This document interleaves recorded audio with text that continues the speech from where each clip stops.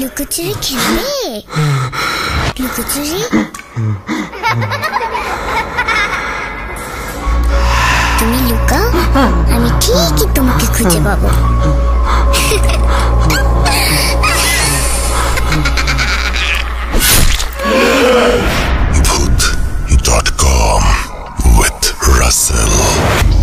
Welcome back. আপনাদের সবাইকে স্বাগত জানাচ্ছি আমি রাসেল। আশা করছি আপনারা সবাই ভালো আছেন, ভালোর দলে আছেন।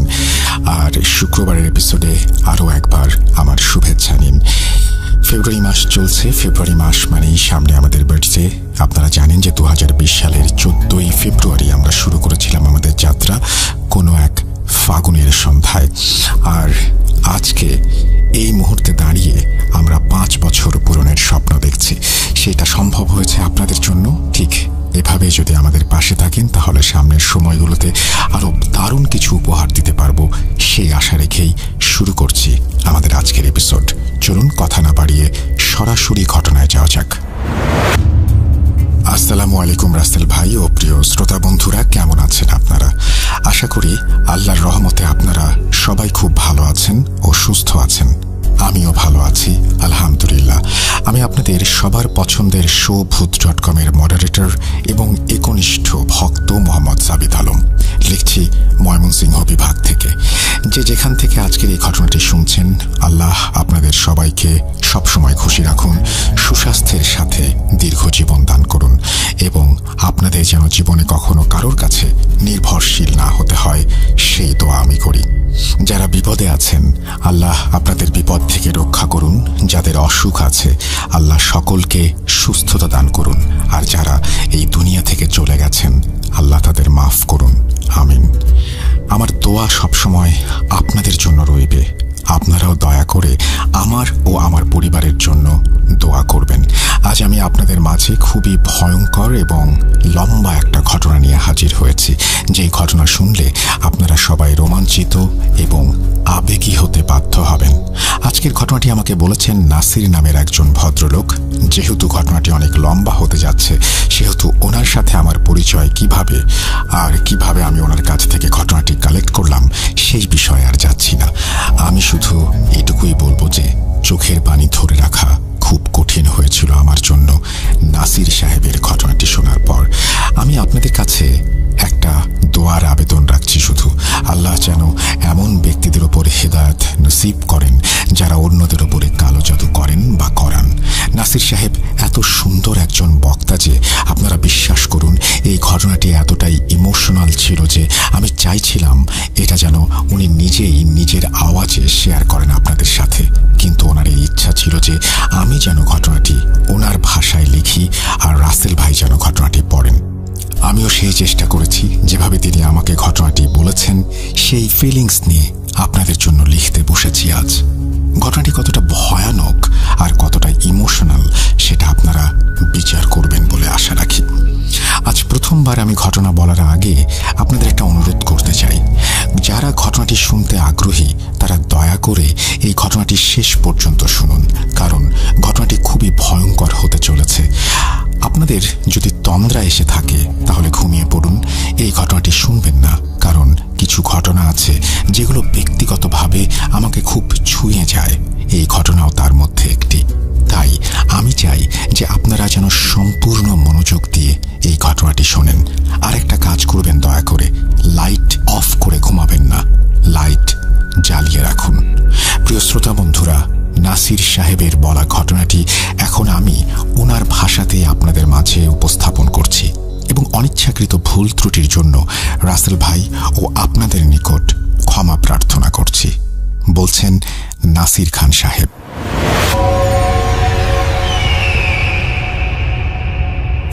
আসসালামু আলাইকুম ভাই, কেমন আছেন? আশা করি ভালো আছেন। আমি মোহাম্মদ নাসির খান। জামালপুরের ছোট্ট কোনো একটি গ্রামে আমার জন্ম। গ্রামে জন্ম হলেও আমি শুধুমাত্র আমার গ্রামের গণ্ডির মাঝেই থেমে থাকিনি। পরিশ্রম, পড়াশোনা সবই করেছি আল্লাহর রহমতে। আজ থেকে প্রায় 6 বছর আগের কথা। আমি জীবনে অনেক পরিশ্রম করেছি, অনেক সংগ্রামও করেছি। আমার বিয়ের পর থেকেই আমি টাকা রোজগার করার উদ্দেশ্যে বিদেশে পাড়ি জমিয়েছিলাম। নিজের মাথার ঘাম পায়ে ফেলেছি, রক্ত পানি করে টাকাও কামিয়েছি। তারপর আমি গ্রামে আমার পরিবারের কাছে টাকা পাঠিয়ে এমন একটি বাড়ি বানালাম যা সম্পূর্ণ গ্রামের ভেতরে একেবারেই আলাদা ছিল। তারপর আস্তে আস্তে গাড়ি করলাম, মানে এখন আমার নিজের গাড়ি বাড়ি সবই আছে, আলহামদুলিল্লাহ। আমি খুবই সুন্দর একটা জীবন কাটাচ্ছিলাম। প্রতি বছর 1-2 বার করে দেশে আসতাম। এই টাকা উপার্জনের সংগ্রামের মাঝে আমাকে 3টি সন্তান দান করেন আল্লাহ। যেন একটা সুখী জীবন শুরু হয়ে গিয়েছিল আমার। যখন মনে হলো আল্লাহর রহমতে অনেক টাকাই কামিয়েছি, তখন দেশে ফিরে আসার কথা চিন্তা করলাম, যেন এখানে এসে একটা ব্যবসা শুরু করতে পারি। আলহামদুলিল্লাহ, আল্লাহর অশেষ রহমতে আমি যে কাজেই হাত দিয়েছি সেই কাজে আল্লাহ আমাকে সফলতা দিয়েছেন। আগে কিছু ছোটখাটো কাজ করতাম, কিন্তু সেগুলোতে তেমন মজা পাচ্ছিলাম না। পরে মোটামুটি একটা বড় কাজ করতে শুরু করলাম, যা ভালোভাবেই চলতে শুরু করলো। এটা বলার উদ্দেশ্য হলো, আমি আমার সম্পূর্ণ পরিবারের মাঝে একদম আলাদা ধরনের ছিলাম। মানে যদি আমি কোথাও পারিবারিক অনুষ্ঠানে যেতাম, তাহলে আমি সবার চোখে আলাদা করে নজরে আসতাম। এসব বলার প্রধান উদ্দেশ্য হলো, এটা তাদের জন্য একটা শিক্ষা যারা লোক দেখানোর জন্য জীবনযাপন করে। আমার মাঝেও এই বিষয়টা অনেকটাই দৃশ্যমান ছিল যে আমি অনেক লোক দেখানো কাজ করতাম, কিন্তু এও নয় যে আমি খুব কৃপণ ছিলাম। আমার হাতটা যথেষ্ট পরিমাণ খোলা ছিল। মানে যদি কেউ আমার কাছে সাহায্য চাইতো, আর্থিক বা অন্য কোনোভাবে, আমি কখনো পিছু পা হতাম না। কিন্তু তবুও কিছু মানুষ থাকে যারা আপনার এই আর্থিক উন্নতি মেনে নিতে পারে না, অর্থাৎ খারাপ দৃষ্টিতে দেখে। আমি কি জানতাম আমার নিজের পরিবারেরই কেউ আমাকে এতটাই হিংসার চোখে দেখেছিলেন যে আমার সাজানো গোছানো সম্পূর্ণ পরিবারটাই ধ্বংস হয়ে যাবে? না, ভাবিনি। এটা নিছক কোনো ঘটনা বা গল্প নয়, এটা একটা শিক্ষা তাদের জন্য যারা খুবই দেখাতে বা খাওয়াতে পছন্দ করেন এবং এসবের মাধ্যমে খুব বাহবা পেতে চান। তাই আপনাদেরকে আমার জীবনের সত্যিটা মনোযোগ দিয়ে শুনতে হবে। আমার ঘটনা বলার উদ্দেশ্য কারো হৃদয়কে ব্যথিত করা নয়, কিন্তু যা আমার সাথে হয়েছে সেটা আল্লাহ না করুক যেন আর কারো সাথে না ঘটে, আমিন। এবার আমি আমার জীবনের আসল ঘটনার দিকে এগিয়ে যাই। আমার নাম নাসিম খান এবং আমার পুরো পরিবার শেষ হয়ে গেছে এক ভয়ানক কালো জাদুর কারণে। এই ঘটনা শুরু হয়েছিল যখন আমার ব্যবসা ও বাকি কাজকর্ম বেশ ভালোভাবেই চলা শুরু করেছিল। আস্তে আস্তে আমার ব্যবসা এখানে সেট হয়ে গিয়েছিল এবং আমি আমার স্ত্রী ও বাচ্চাদের সঙ্গে একদম সুখী জীবনযাপন করতে লাগলাম। এর মাঝে আমার আম্মু এবং আব্বু ইন্তেকাল করলেন। ওনাদের যেন আল্লাহ বেহেশত নসিব করেন, আমিন। আমি আমার বাবা মায়ের একমাত্র ছেলে ছিলাম, তাই আমাদের পরিবারে এখন আমি, আমার স্ত্রী ও 3 সন্তান ছাড়া আর কেউ নেই। একদিন বিনা কারণেই হঠাৎ করে আমার স্ত্রীর শরীরটা যেন খারাপ হতে শুরু করলো। এতটাই খারাপ যে আমি আপনাদেরকে বলে বোঝাতে পারবো না। প্রথমে ওর প্রচণ্ড জ্বর এলো। আমি ওকে নিয়ে হাসপাতালে চক্কর কাটলাম, কিন্তু কেন যেন কোনো মেডিসিনই ওর উপরে কাজ করছিল না। এরপর ডাক্তার টেস্ট, প্রেসক্রিপশন ইত্যাদি লিখে দিলেন। ডাক্তারের কথা মতো যখন টেস্ট করলাম, সবকিছু একদম নর্মালি আসলো। কোনো ধরনের কোনো রোগের চিহ্নও ছিল না। কিন্তু তারপরেও আমার স্ত্রীর অবস্থা দিন দিন খারাপ থেকে আরও খারাপের দিকে যেতে লাগলো। কখনো কখনো ওর এত প্যানিক অ্যাটাক হতে লাগলো যে মাঝরাতে আমাকে আবার ওকে হাসপাতালে নিয়ে যেতে হতো। আমার বাড়ির শান্তি যেন এবার ক্রমাগত নষ্ট হতে শুরু করলো। আমার স্ত্রীর কি হয়েছে আমি বুঝতে পারছিলাম না। সে ধীরে ধীরে খুবই অসুস্থ হয়ে পড়ছিল। আগে সে শুধু একটু অসুস্থই ছিল, কিন্তু এরপর সে অদ্ভুত অদ্ভুত সব কাজ করতে শুরু করলো। রাতের বেলায় অদ্ভুতভাবে উঠে চিৎকার করতে শুরু করত এবং আমাকে বলতো যে ঘরের মধ্যে কেউ দাঁড়িয়ে আছে। এক রাতের কথা, আমি ঘুমাচ্ছিলাম। হঠাৎ আমার কানের কাছে এক অদ্ভুত গুঞ্জনের আওয়াজ শুনতে পেলাম। সেই আওয়াজ শুনে যখন আমার চোখ খুলল, তখন দেখলাম আমার স্ত্রী অদ্ভুতভাবে সিলিংয়ের দিকে তাকিয়ে আছে। ওর এক চোখ খোলা আর এক চোখ বন্ধ। ওর যে চোখটা খোলা ছিল সেই চোখের কর্নিয়ার আকারটা বেশ বড় ছিল বলে মনে হচ্ছিল। সে এক অদ্ভুত ভাষায় কি যেন বিড়বিড় করে পড়ছিল। আমি এসব দেখে খুবই ভয় পেয়ে গিয়েছিলাম। আমি আমার বউকে ধাক্কা দিয়ে জাগানোর চেষ্টা করছিলাম, কিন্তু যতবার আমি ওর হাতে বা কাঁধে হাত দিচ্ছিলাম, নাড়াচাড়া করার চেষ্টা করছিলাম, ততবার তার আওয়াজের স্বর আরো উঁচু হচ্ছিল। আমি তাকে এবার তার নাম ধরে ডাকলাম, কিন্তু সে আরো উচ্চ স্বরে কি যেন পড়ছিল। ও ঠিক কি পড়ছিল আমি আজও জানি না। আমার কথা বা কাজে কোনো কিছুই হচ্ছে না দেখে আমি তাকে তার মতো করে ছেড়ে দিলাম আর বসে বসে কাঁদতে লাগলাম। কিছুক্ষণ পর সে আঙুল দিয়ে ছাদের দিকে ইশারা করলো, কিন্তু এতক্ষণ সে যা পড়ছিল সেটা বন্ধ না করে বরং পড়তেই রইল। সেটা বাংলা, ইংরেজি, ফার্সি বা হিব্রু বা অন্য কোনো ভাষায় ছিল না, আমি নিশ্চিত। এটা অন্যরকম কিছু একটা ছিল যার কোনো জ্ঞান আমার মাঝে আজও নেই। মাঝে মাঝে মনে হতো যে ওটা আসলে কোনো ভাষাই ছিল না। আমার স্ত্রীর গলার বিকৃত আওয়াজ এক অস্বাভাবিক ফ্লোতে যেন চলছিল আর চলছিল। এই দৃশ্য যে আমার কাছে কতটা ভয়ানক ছিল হয়তো বলার সময় আপনারা বুঝতে পারছেন না, কিন্তু ওই সময়টা আমি কিভাবে পার করেছিলাম সেটা আমি জানি আর আমার আল্লাহ জানেন। আমার সন্তানেরা ঘরের ভেতর ভয়ে চিৎকার করতে লাগলো, কাঁদতে লাগলো, কিন্তু বাচ্চাদের কান্না শুনে মায়ের ওপর কোনো প্রভাব পড়ছিল না। আসলে ওদের মা তো তখন এক অন্য দুনিয়ায় অবস্থানরত ছিলেন। কি করে বাচ্চাদের কথা চিন্তা করবেন তখন? এভাবেই সেই রাতটা কেটে গিয়েছিল আমাদের। এরপর আমি আল্লাহর কালামের আয়াত আওড়াতে শুরু করলাম এবং ধীরে ধীরে আমার স্ত্রী ওই বাজে অবস্থা থেকে বেরিয়ে আসতে শুরু করলো। যখন ও এই অবস্থা থেকে বেরিয়ে এলো তখন সে আমাকে জানালো যে ও কিছুই মনে করতে পারছে না যে ওর সাথে কি হয়েছিল এতক্ষণ। আমার স্ত্রীর নাম ছিল মারিয়াম। ওকে আমি মারিয়া বলে ডাকতাম। মারিয়ার এই অবস্থা দেখে এতটুকু অন্তত আমি বুঝতে পেরেছিলাম যে ওর অসুস্থতাটা নর্মাল নয়। মারিয়ার মামলাটা একটু আলাদাই ছিল। আমি গ্রামের কাছের মসজিদের একজন প্রবীণ হুজুরকে বাড়িতে নিয়ে এসে মারিয়াকে দেখালাম, যিনি নর্মালি দোয়া কালাম করে রোগীর চিকিৎসা করতেন। তিনি নিজের মতো করে দোয়া করলেন এবং কিছু পানি পড়া দিলেন এবং বললেন যে এটা সকাল, সন্ধ্যা ও রাতে মারিয়াকে পান করাতে হবে। মারিয়া আস্তে আস্তে কিছুটা সুস্থ হতে শুরু করলো, কিন্তু সে এতটা সুস্থ হয়নি যে আমি বলতে পারতাম আমার বউ সম্পূর্ণরূপে ভালো হয়ে গেছে। আসলে রোগটা তো তার ভেতরেই ছিল। কিছুদিন পর মারিয়া আবার অসুস্থ হতে লাগলো। এবার ওর অবস্থা এমন ছিল যে ও সারাটা দিন বিছানায় পড়ে থাকতো, কিন্তু এবার এমন কিছু একটা হতে চলেছিল যা আমার কল্পনাতেও আসেনি।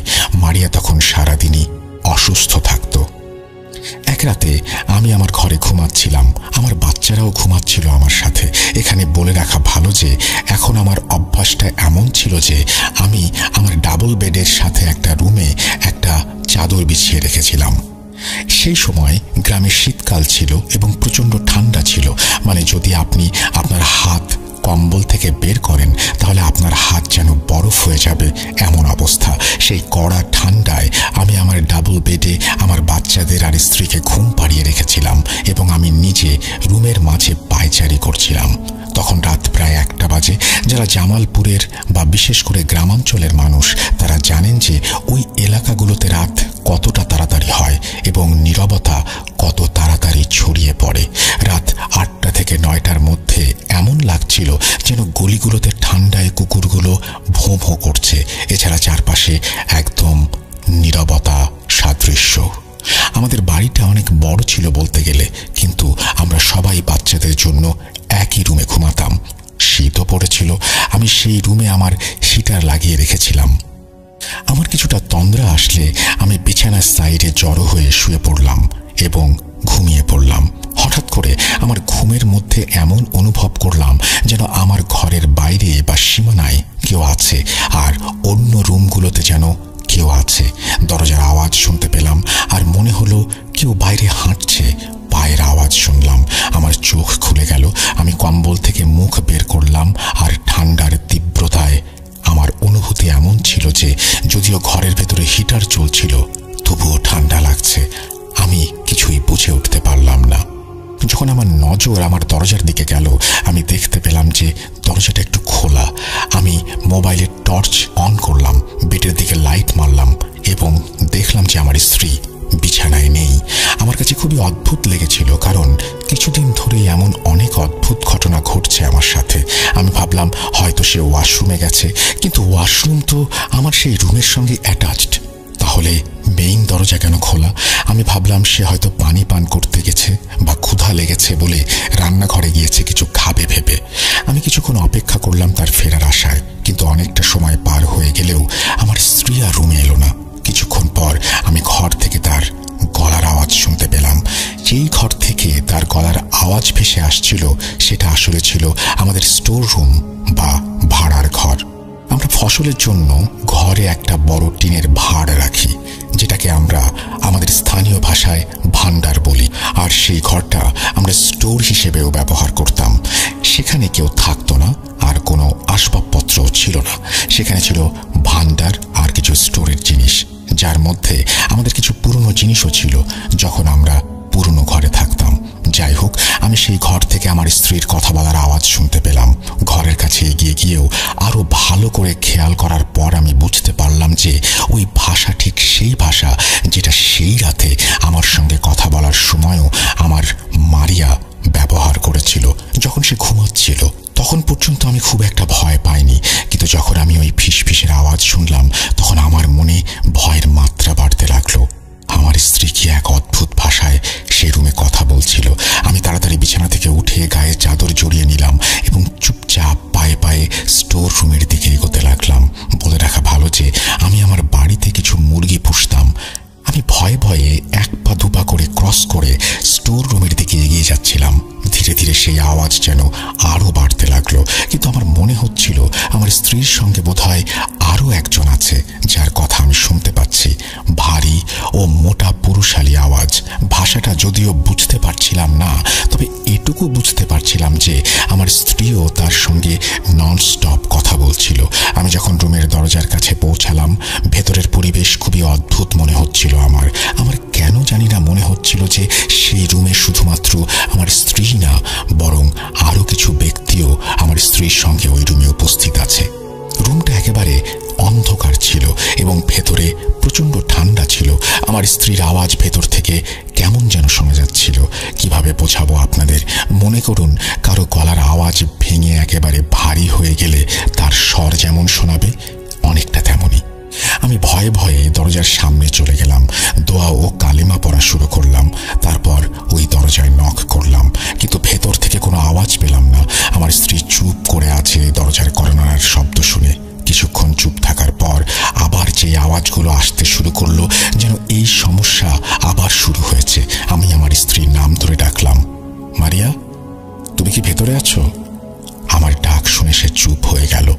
আমি মোবাইলের টর্চ অন করে ঘরের দরজাটা এবার খুললাম। দরজা খুলতেই মনে হলো এক ঝড়ো প্রবল শক্তিশালী বাতাস এসে আমাকে ধাক্কা দিল এবং আমাকে ভেদ করে ঘর থেকে বাইরে চলে গেল, কিন্তু আমি কাউকেই দেখতে পেলাম না। তারপর দেখলাম ঘরের এক কোণে আমার স্ত্রী বসে আছে, আর বিশ্বাস করুন তার পাশে আমাদেরই পোষা একটা মুরগি, যাকে সে আমার সামনেই ধরলো আর মাথাটার টান দিয়ে শরীর থেকে আলাদা করে তার মাংস খেতে লাগলো। বেচারা মুরগি, আল্লাহ জানে কতটা কষ্ট পেয়েছে সে। মুরগিটার এমন অবস্থা ছিল যে না তো তাকে জবাই করে হালাল করা হলো, আর না তার চামড়া ছাড়ানো হলো, কিন্তু তাকে সরাসরি কাঁচা মাংস হিসেবে খাচ্ছিল আমার মারিয়া। ওর মুখে সেই বেচারি মুরগির রক্তের দাগ আমি দেখতে পেয়েছিলাম। আমার মারিয়া এতটাই সুন্দর ছিল মাশাআল্লাহ, যে আমি বলে বোঝাতে পারবো না আপনাদের, কিন্তু এখন তার অবস্থা এমন হয়ে গেছে যে আমি মুখে বলতেই পারছি না। যাই হোক, মারিয়ার এই অবস্থা দেখে আমার মন ভেঙে গেল এবং আমি খুব বেশি পরিমাণে ভয় পেয়ে গেলাম। আমি তাকে ভয়ে ভয়ে ধরে ঘরে নিয়ে এলাম। আমি প্রথমে তার মুখে হাত দিয়ে ধরলাম এবং কালেমা পড়লাম। হুজুর আমাকে ফুঁক মারার জন্য যে পানি দিয়েছিলেন সেটাও প্রয়োগ করলাম। আস্তে আস্তে মারিয়ার অবস্থার কিছুটা পরিবর্তন আসলো, কিন্তু এখানে আশ্চর্যজনক বিষয় ছিল যে শীত আর ঠান্ডা এত বেশি ছিল যে বরফ জমে যাবার মতো অবস্থা। কিন্তু আমার স্ত্রী মোজা পরেনি এবং কোনো শালও গায়ে দেয়নি, শুধু একটি স্লিপিং ড্রেস পরে সে তার ঘর থেকে বের হয়েছিল এবং সে রীতিমতো ঘামছিল। টপ টপ করে ওর লম্বা লম্বা চুল থেকে পানি চুইয়ে পড়ছিল। আমি তাকে বেডে নিয়ে গিয়ে শুইয়ে দিলাম। সে যেন একেবারেই চুপ ছিল, এমনকি আমার সঙ্গেও কোনো কথা বলছিল না। বিলিভ মি ব্রাদার, আপনি যদি আমার জায়গায় নিজেকে কল্পনা করেন তাহলে হয়তো এই কষ্ট, এই দুঃখ অনুভব করতে পারবেন যে আমার হাসি খুশি জীবন, আমার এত সুন্দর মাত্র শুরু। এরপর কি হতে যাচ্ছে সেটা আমি বলতে গেলেও আমার শরীরের লোম যেন দাঁড়িয়ে যাচ্ছে। যাই হোক, মারিয়ার এই অবস্থার কিছুটা উন্নতি হওয়ার পর আমি তাকে কভার করে কম্বল দিয়ে ঢেকে শুইয়ে দিলাম। এটা ছিল ঘটনার দ্বিতীয় দিন। আমি শুধু এই চিন্তা করতে করতে সময় কাটাচ্ছিলাম যে আমার স্ত্রীর আসলে হয়েছেটা কি। আমার ছোট ছোট 3টা বাচ্চা আছে, ওদের দোয়ার অজুহাতে যেন আল্লাহ আমার মারিয়াকে সুস্থ করে দেন। এসব ভাবতে লাগলাম সারাটা দিন। এদিকে আমার মারিয়া, তার অবস্থা এতটাই খারাপ হয়ে যাচ্ছিল যে সারাদিন সে বিছানা থেকে উঠতে পারত না, কিন্তু রাত হলেই সে যেন খুবই অ্যাক্টিভ হয়ে যায় এবং একা একা অদ্ভুতভাবে কিছু পুরনো স্মৃতি নিয়ে কথা বলে, যা হয়তো নিজের সাথেই কথা বলা। নিজের মাথা চুলকে চুলকে চামড়া ছিলে রক্ত অব্দি বের করে ফেলত। কিন্তু যখন সে স্বাভাবিক থাকে তখন সে একেবারেই আগের মতো। দিনের বেলাতেও যখন তার শরীর খারাপ থাকে তখন সে আমার সঙ্গে স্বাভাবিকভাবে কথা বলে। আমি পরদিন সকালে তাকে জিজ্ঞাসা করলাম যে, রাতে তুমি স্টোর রুমে কি করছিলে? সে উত্তরে বলল, আমার তো কিছু মনে নেই, আমি তো ঘুমাচ্ছিলাম, কিন্তু সকালে উঠে ভীষণ ক্লান্ত লাগছিল আমার। এই বলে সে বমি করা স্টার্ট করলো। সারাদিনের ভেতর 10 থেকে 12 বার বমি করলো সে। হয়তো সে ওই কাঁচা মাংসটা হজম করতে পারেনি। আমি আমার আশেপাশের সবাইকে আমার স্ত্রীর এই অবস্থার কথা বললাম এবং ভালো একজন হুজুরের খোঁজ করতে লাগলাম। আমার অবস্থা এমন হয়ে গিয়েছিল যে যাকেই সামনে পেতাম তাকেই বলতাম যে একজন সত্যিকারের কাজ করতে পারে এমন ব্যক্তির সন্ধান দিন, যাকে দিয়ে আমি আমার মারিয়ার চিকিৎসা করাতে পারি। সে যাই হোক, পরের রাতে যখন আমরা ঘুমানোর প্রস্তুতি নিচ্ছিলাম তখন আমি 4টি কুলসুরা পড়ে মারিয়ার ওপর দম করলাম। তারপর আয়াতুল কুরসি পড়ে আবারও ফুঁ দিলাম। এরপর আমি আমাদের বাচ্চাদের ঘুম পাড়িয়ে নিজেও শুয়ে পড়লাম, কিন্তু টেনশনে আমার ঘুম আসছিল না। আমি মাঝে মাঝেই মারিয়ার দিকে তাকাচ্ছিলাম ততক্ষণ পর্যন্ত সে একদম স্বাভাবিকভাবেই ঘুমাচ্ছিল। এভাবেই অনেকটা সময় পার হয়ে গেল, সবকিছু স্বাভাবিক ছিল। এরপর আমিও ঘুমিয়ে পড়েছিলাম। শেষ পর্যন্ত কতক্ষণই বা আমি জেগে থাকতে পারি। তারপর রাত প্রায় 2টা থেকে 2:30 হবে। চোখ খুলে মারিয়ার দিকে আমার নজর গেল। আবার সে একই দৃশ্য, আমার স্ত্রী বিছানা থেকে গায়েব হয়ে গিয়েছে। মোবাইলের টর্চ অন করে রুমের ভেতর চোখ বুলিয়ে দেখলাম, কিছুই দেখতে পেলাম না। তারপর আমি সারা ঘর জুড়ে মারিয়াকে খুঁজতে লাগলাম। আমার স্ত্রী কোথাও নেই। আমি বাইরের আঙিনায় গেলাম, সেখানে আমি একটা লন তৈরি করেছিলাম। আমি দেখলাম সেখানে আমার মারিয়া বসেছিল এবং বসে বসে কিছু একটা খনন করছিল। তার অবস্থা একদম এমন ছিল যে সে কোনো গরম কাপড়ও পরেনি, পায়ে কোনো স্যান্ডেলও পরেনি। সে একদম খালি পায়ে এবং খোলা চুলে সেখানে বসে কাজ করছিল। আমি তাকে দেখে অবাক হয়ে গিয়েছিলাম যে এই শীতে কিভাবে একজন এই পোশাকে বাইরে থাকতে পারে। এরপর আমি দেখলাম সে কিছু একটা খুঁজছে। আমি ওকে নাম ধরে ডাকছিলাম, কিন্তু ওর কোনো ভ্রুক্ষেপই নেই আমার দিকে। আমি তাকে থামতে বললাম, কিন্তু সে আমার কোনো কথাই যেন শুনতে পাচ্ছিল না বা শোনার প্রয়োজন মনে করছিল না। এরপর আমি তাকে জোর করে তুলে নিয়ে তার হাত আমার কাঁধে রেখে সাপোর্ট দিয়ে ঘরে নিয়ে এলাম। আর সে এমন অদ্ভুত একটা আওয়াজ করছিল যেন এতক্ষণ সে অনেক কঠোর পরিশ্রম করেছে। তার শ্বাস ভারী হয়ে আসছিল। মারিয়া তখনও পর্যন্ত আমার নিয়ন্ত্রণে ছিল না। আমি অনেক সাহস করে তাকে ঘরে নিয়ে শুইয়ে দিলাম। ঠিক যেমন গত রাতে আমি তার ওপর দোয়া পড়েছিলাম, সেভাবে আবার দোয়া পড়লাম। দোয়া পড়ে তাকে স্বাভাবিক করতে কিছুটা সময় লাগলো। সে কিছুতেই স্বাভাবিক হচ্ছিল না। শেষে সে কিছুক্ষণ পর কান্নাকাটি শুরু করলো, তারপর ঘুমিয়ে পড়ল।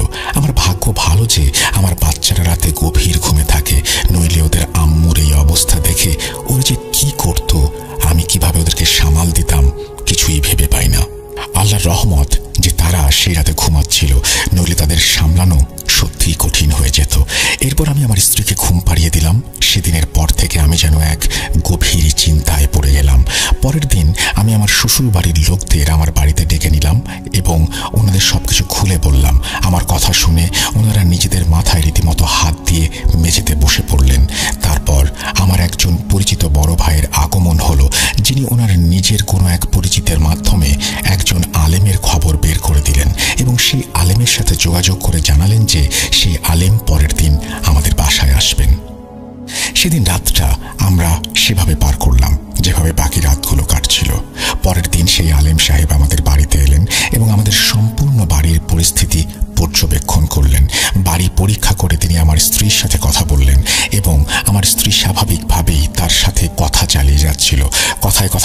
স্ত্রী আলেম সাহেবকে সবকিছু বিস্তারিতভাবে খুলে বললেন। আমার স্ত্রী বললেন যে, হুজুর, আমার সাথে কি হচ্ছে আমি জানি না, সারাদিন ক্লান্ত থাকি। সকালে ঘুম থেকে উঠলে আমার স্বামী আমাকে বলেন আমি যেন কি কি করেছি আগের রাতে। আমি বাড়ির চারপাশে ছায়ার মতো দেখি, কখনো ছাগলের মতো, কখনো কুকুরের মতো। এছাড়াও নানান রকমের ছায়া আমি দেখি যা আমার স্বামী কখনো দেখে না। এরপর হুজুর আমাকে জিজ্ঞাসা করলেন রাতে আমার স্ত্রী ঠিক কি কি করেন। আমি ওনাকে সবকিছু বুঝিয়ে বললাম। তারপর উনি আবারও সম্পূর্ণ বাড়ির পরিস্থিতি খতিয়ে দেখলেন, কিছু আমল করলেন এবং সম্পূর্ণ বাড়িতে ঘুরতে লাগলেন। উনি হাঁটতে হাঁটতে সেই জায়গায় গিয়ে থামলেন যেখানে আমার স্ত্রী আগের রাতে কিছু একটা খনন করেছিল। উনি আমাকে সেই জায়গাটা দেখিয়ে বললেন যে, এখানে খনন করো। এখানে একটা কথা বলে রাখা ভালো যে আমি হুজুরকে কখনোই বলিনি যে মারিয়া এই জায়গায় বসে কিছু একটা খনন করেছিল। এখন সেই আলেম কিভাবে জানলেন যে সেই জায়গাটাতেই খনন করতে হবে? সে যাই হোক, আলেম সাহেব বললেন, শোনো বাবা, তুমি এই জায়গা খুঁড়ে ফেলো এবং যদি কিছু বের হয় তাহলে সেটা ছোবে না। এরপর আমি সেই জায়গা খোঁড়াখুড়ি করলাম এবং কিছু দূর খুঁড়তেই একটা পুতুল পেলাম, যেমনটা একটা ছোট প্লাস্টিকের পুতুল হয়ে থাকে। পুতুলটার চেহারাটা কিছুটা বিকৃত করা ছিল এবং তার উপর কিছু রক্ত আরও কিছু ম্যাটেরিয়াল লেগেছিল। ভাই, আমি কি বলবো, সেই পুতুলটার উপর অদ্ভুত অদ্ভুত কিছু লেখা ছিল আর সারা শরীরে সুই ফোটানো ছিল। আলেম সাহেব বললেন, এটা ছোবে না, একটা কালো পলিথিনের ব্যাগ নিয়ে আসো। এরপর সেটা দিয়ে ধরে পুতুলটাকে ব্যাগে ভরে ফেলো। এরপর আমি একটা কালো পলিথিনের সাহায্যে পুতুলটাকে ব্যাগের ভেতর ঢুকিয়ে দিলাম। আমি অবাক হয়ে গিয়েছিলাম। তুমি বিশ্বাস করবে কিনা জানি না, যখন সেই পুতুলটাকে বাইরে বের করা হলো তখন তার ভেতর থেকে ধোঁয়া বের হচ্ছিল, যেন পুতুলটা পুড়ে যাচ্ছে। কি বিশ্বাস হয়? লিখে রাখো, আমার স্ত্রীর সাথে কোনো মিল পাচ্ছ? মনে আছে বলেছিলাম যে আমার স্ত্রী এই শীতের রাতেও ঘেমে নিয়ে একাকার। যাই হোক, পুতুলটাকে ব্যাগে ঢোকানোর পর আলেম সাহেব সেটা আমার হাত থেকে নিয়ে নিলেন এবং আমার শ্যালকার আমাকে বললেন যে এটা এমন জায়গায় দাফন করো যেখানে কেউ আসবেও না আর এটা খুঁজেও পাবে না। জলদি করো। আমি আর আমার শ্যালক এমন একটা জায়গা খুঁজে বের করলাম যা সম্পূর্ণরূপে মানুষের নাগালের বাইরে ছিল। আমরা এরপর সেই জায়গায় একটা গর্ত করে পুতুলটাকে দাফন করে এলাম। আলেম সাহেব আরও বলেছিলেন যে তোমরা যখন এটা দাফন করবে তখন পেছনে তাকাবে না। ওনার কথা মতো আমরা পেছনে তাকাইনি, কিন্তু কি বলবো ভাই, সেই সময়টা যে কি ছিল, চারপাশে যে কি নিস্তব্ধতা ছিল, এসব ভাবলে আজও শরীরের ভেতরে ঠান্ডা বাতাসের স্রোত বয়ে যায়। যাই হোক, আমাদের উপর শর্ত ছিল যে পুতুলটাকে রাতের অন্ধকারে দাফন করতে হবে। যখন আমরা সেটাকে দাফন করে ফিরে আসছিলাম, আমাদের মোটর সাইকেল একটু দূরে দাঁড় করানো ছিল। সামনে পায়ে হেঁটে যেতে হয়েছিল যেখানে পুতুলটাকে দাফন করা হয়েছিল সেখান থেকে। জায়গাটা ছিল এক ধরনের জঙ্গল, যেমন গ্রামের জঙ্গল হয় আর কি। সেই জঙ্গল থেকে আমাদের কানে কান্নাকাটির আওয়াজ ভেসে আসতে লাগলো, যেন অনেক মানুষ একসাথে চেঁচামেচি করছে, কোনো জন্তু পাখির মতো। আমি বলে বোঝাতে পারবো না যে সেই সময়টা কতটা ভীতিকর পরিস্থিতির সৃষ্টি হয়েছিল। তবে শর্ত মতো আমরা পেছনে তাকাইনি, যেহেতু আলেম সাহেব বলেছিলেন যাই হোক না কেন পেছনে ফিরে তাকানো যাবে না। এসব শয়তান তোমাদের বাধ্য করবে যেন তোমরা পেছনে ফিরে তাকাও। হুজুরের কথা মতো কাজ শেষ করে যখন আমরা ফিরে যাচ্ছিলাম, আমাদের মনে হচ্ছিল অনেকগুলো মানুষ আমাদের পেছন থেকে ডাকছে এবং আমাদের সাথে সাথেই চলছে। আমরা সাহসিকতার সাথে সবকিছু উপেক্ষা করে শুধু কোরআনের আয়াত পড়তে লাগলাম এবং যেভাবেই হোক বাইক স্টার্ট করলাম এবং সেই জায়গা থেকে বেরিয়ে এলাম। এরপর যখন আমরা বাড়িতে ফিরে এলাম তখন আলেম সাহেব কিছু দম করা পানি ও তাবিজ তৈরি করে দিলেন এবং আমার স্ত্রীর গলায়ও একটি তাবিজ পরিয়ে দিলেন। এরপর আমাদের এমনটা মনে হলো যে সবকিছু থমকে গেছে, কিছু যেন ঘটেনি, সবকিছুই যেন স্বাভাবিক হয়ে গেছে। আলহামদুলিল্লাহ। এরপর থেকে আমার স্ত্রী ধীরে ধীরে সুস্থ হতে লাগলো। যদিও সে তখনও বিছানায় শয্যাশায়ী ছিল, তবুও ধীরে ধীরে সুস্থ হচ্ছিল। আস্তে আস্তে মারিয়া আবার ঘরের কাজকর্মে মন দিতে শুরু করলো। অসুস্থ থাকলেও কোনো না কোনোভাবে সাহস করে সে সকালের নাস্তাটা বানায় সবার জন্য, বাচ্চাদেরও স্কুলের জন্য প্রস্তুত করে দেয়। এসব দেখে আমি বেশ খুশি ছিলাম, এই ভেবে যে যাক, আমার স্ত্রী আবার স্বাভাবিক জীবনে ফিরে এসেছে। আমি আবার আমার ব্যবসার দিকে মনোযোগ দিতে শুরু করলাম, কারণ এসব সমস্যার কারণে আমার ব্যবসা বেশ ভালোই ক্ষতির সম্মুখীন হচ্ছিল। আমার স্ত্রীর সাথে এই সমস্যাগুলো হবার আগে আমি আমার ব্যবসা আস্তে আস্তে বেশ বাড়িয়ে তুলেছিলাম। মানে আমার একটা দোকান থেকে আয় বাড়তে বাড়তে এখন আমার আরও 5-6টা দোকান হয়ে গিয়েছিল। কিন্তু আমার স্ত্রীর এই সব সমস্যার কারণে সবকিছুই ক্ষতির সম্মুখীন হয়েছিল। এই সমস্যার পর আমার কাছে আর মাত্র 2টা দোকানই বাকি ছিল, কিন্তু তখনও আমি হাল ছাড়িনি। আমি আমার পরিশ্রম চালিয়ে যাচ্ছিলাম এই ভেবে যে জীবন চালাতে হলে কিছু একটা করে রিজিকের ব্যবস্থা করতে হবে। আমি পরিশ্রম করব, ইনশাআল্লাহ তাআলা আবার আমার সবকিছু ঠিক হয়ে যাবে। যদিও ক্ষতি কিছু হয়েছিল, তবু আমি মোটামুটি স্টেবলই ছিলাম। এমন না যে আমি খুব বড় ক্ষতির মধ্যে পড়ে গিয়েছি। যাই হোক, আমি আমার কাজে মনোযোগ দিলাম, কিন্তু আল্লাহর প্ল্যান হয়তো কিছুটা অন্যরকমই ছিল।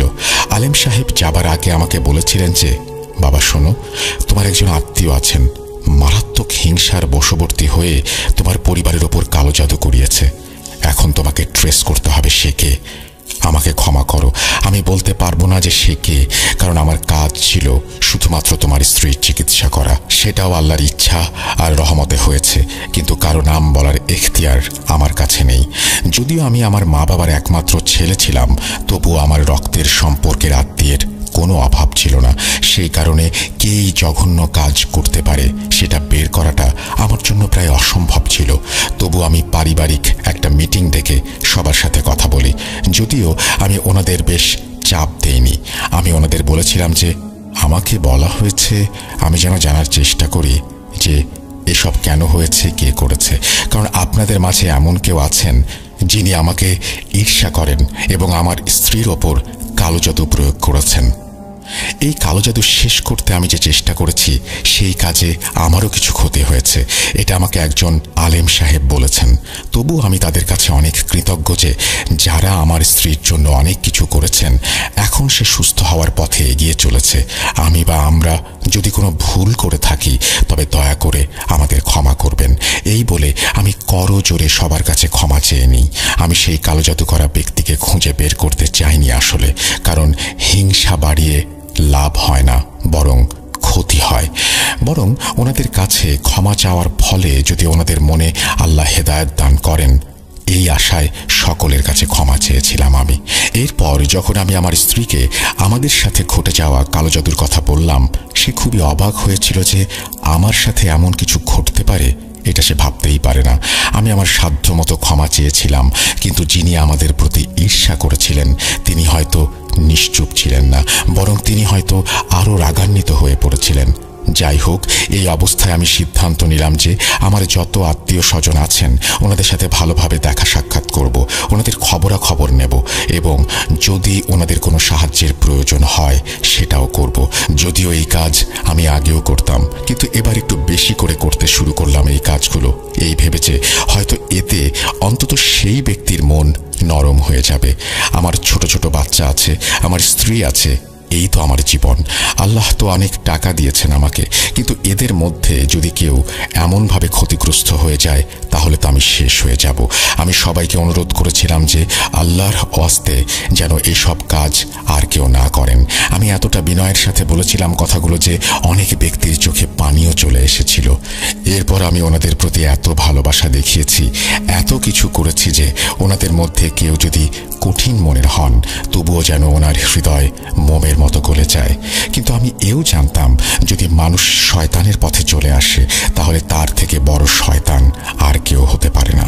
যাই হোক, আমাদের এই সুখ শান্তি বেশি দিন টিকল না। আমার মারিয়ার ওপর আবার কালো জাদুর হামলা হওয়া শুরু হয়ে গেল। আমার স্ত্রী আবার অসুস্থ হতে শুরু করলেন এবং এবার যেন এই আক্রমণটা আরও মারাত্মক আকার ধারণ করলো। এবারের সমস্যা যেন আরও ভয়ঙ্কর ছিল।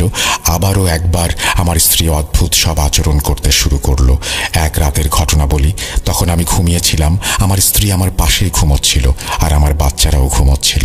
রাতের এক সময় আমার বাচ্চাদের চিৎকারের আওয়াজ শুনে আমি ঘুম থেকে জেগে উঠলাম। ঘুম থেকে লাফ দিয়ে উঠে দেখতে পেলাম যে আমার বাচ্চারা কাঁদছে। আমি সেদিন রাতে সারাদিন কাজ করে এত ক্লান্ত হয়ে গিয়েছিলাম যে গভীর ঘুমে চলে গিয়েছিলাম। তাই জানি না তারা কতক্ষণ ধরে কাঁদছে। ঘুম থেকে উঠে আমি যে দৃশ্যটা দেখেছি সেটা বিশ্বাস করবেন কিনা জানি না, কিন্তু আমি নিজে সেই দৃশ্যের চাক্ষুষ সাক্ষী। যখন আবার চোখ খুলল তখন আমার বাচ্চারা বিছানায় বসে চিৎকার করছিল আর কাঁদছিল। আমার বাচ্চারা ভয়ে আমার পাশে বসে একেবারে জড়সড় হয়ে গিয়েছিল, তাই তারা আমাকে ঘুম থেকে তুলতে পারছিল না। তাদের এত সাহসও ছিল না যে আমার খাটের কাছে এসে আমাকে জাগাবে। কিন্তু আমার বাচ্চাদের কি হয়েছে জিজ্ঞেস করার আগেই আমার চোখ আমার স্ত্রীর দিকে গেল। আমি আমার নিজের চোখকেও বিশ্বাস করতে পারছিলাম না। এ কি দেখছি? চোখ কষলে নিলাম। এরপর দেখলাম আমার স্ত্রী হাওয়ায় উড়ছিল, যেন সে শূন্যে ভাসছে। এমনকি তার উপর যে কম্বলটি ছিল সেটাও হাওয়ায় ভাসছে, যদিও তার উপরে ভাসার কোনো সাপোর্ট ছিল না, অর্থাৎ পুরোপুরি হাওয়ায় ভাসছিল মারিয়া। আমি আমার সর্বশক্তি দিয়ে চিৎকার করে আয়াত পড়তে শুরু করলাম এবং আমার বাচ্চাদের এমনভাবে ধরেছিলাম যেমন মুরগি তার বাচ্চাদের পাখার নিচে লুকিয়ে রাখে। আমি পড়া জারি রাখলাম। সে এমন এক অবস্থা যা বলে বোঝানো যাবে না, যা ফিল করা অসম্ভব। আমি আমার এক হাত দিয়ে মারিয়াকে ধরে নামানোর বৃথা চেষ্টা করলাম। বিশ্বাস করুন, প্রায় 25 থেকে 30 মিনিট ধরে আমার স্ত্রী হাওয়ায় ভাসছিল। আমি কিছুই করতে পারিনি। আমি নিজের জন্য ভয় না পেলেও আমার বাচ্চাদের জন্য ভয় পাচ্ছিলাম। মারিয়াকে দেখে মনে হচ্ছিল সে ঘুমাচ্ছে আর শূন্যে ঘোরাফেরা করছে। তারপর আমি সাহস জোগাড় করে দাঁড়িয়ে গিয়ে আমার স্ত্রীর দিকে তাকালাম। তার চোখ জোড়া খোলা ছিল এবং তাকে এমন দেখাচ্ছিল যেন সে আর আমার মারিয়া নেই। সে পুরুষালী কণ্ঠে বলছিল, তুই যা চাস, যার কাছে ইচ্ছা যা, যেই চিকিৎসা পারিস কর, আমি এই মহিলাকে শেষ করে দেব। আমরা তোর পরিবারকে ছিনিয়ে নেব। যতটা পারিস আটকানোর চেষ্টা কর, তোর হার নিশ্চিত। সোজা কথায় আমার স্ত্রীর মাধ্যমে আমার সেই জালিম আত্মীয় আমার কাছে এই বার্তা পাঠিয়েছিল যে তুই যা করিস না কেন এই কালো জাদু কাটানো অসম্ভব। মারিয়া আবার বলে উঠল, ছাড়ব না, আমি সব কিছু শেষ করে দেব। এখন আর এই মহিলাকে বাঁচানোর কোনো সুযোগ নেই, তোর পরিবার শেষ হয়ে যাবে। মারিয়ার কথাগুলো একদম স্পষ্ট হুমকি ছিল, কিন্তু তখন আমি জানতাম না কে এই লোকটি যে এই জঘন্য কাজ করেছে। দিন কাটতে লাগলো আর আমাদের আনা সেই আলেমও ওনার চিকিৎসা চালিয়ে যেতে লাগলেন। আমার স্ত্রীর স্বাস্থ্যের অবস্থা ওঠানামা করতে লাগলো। কখনো কিছুটা সুস্থ হয়ে যাচ্ছিল, আবার কখনো একেবারে বিছানায় পড়ে যাচ্ছিল। সে এতটাই দুর্বল হয়ে গিয়েছিল যা আমার চোখে দেখার মতো ছিল না। আমার এত সুন্দর স্ত্রী আর এখন কি অবস্থা আমি ভাবতেও পারি না। আমি শুধু নুরানি অর্থাৎ ইসলামী চিকিৎসাই করাইনি, হাসপাতালেও নিয়ে গিয়েছিলাম মারিয়াকে। ডাক্তারের দেওয়া টেস্টগুলো করালাম, রিপোর্টগুলো নিয়ে ডাক্তারকে দেখালাম। সবকিছুই নর্মাল। আমার দিক থেকে চিকিৎসার যেন কমতি না থাকে এই জন্য সব ধরনের চিকিৎসাই করিয়েছিলাম মারিয়াকে। লোকজন আমাকে বলে, ভাই ধর্মীয় চিকিৎসা করান, মেডিকেল থেকে দূরে থাকেন। কিন্তু আমি তো মেডিকেলেও যাই এবং ধর্মের দিকেও যাই, যাতে কোনো ভুল না হয় এবং আমার জীবনটা বিগড়ে না যায়। চিকিৎসারত আলেমও অনেক দুশ্চিন্তায় ছিলেন আমাদের নিয়ে। যখন আমি এখানে এসে আমল করি তখন সব ঠিক থাকে, কিন্তু যখন আমি আমল শেষ করে চলে যাই তখন আমার উপরে অনেক চাপ আসে। আমারও সন্তান আছে, তবুও উনি হাল ছাড়েননি। কিন্তু ওনার এই দুশ্চিন্তা অযথা নয়, এও আমার জানা ছিল। আমি খেয়াল করেছিলাম যে আমি যতই আমার স্ত্রী নিয়ে ঘুরে ঘুরে নানান কবিরাজ ও ডাক্তারের চিকিৎসা নেই না কেন, তার স্বাস্থ্যের কোনো উন্নতি হচ্ছিল না। এখন সে সম্পূর্ণরূপে শুকিয়ে গেছে।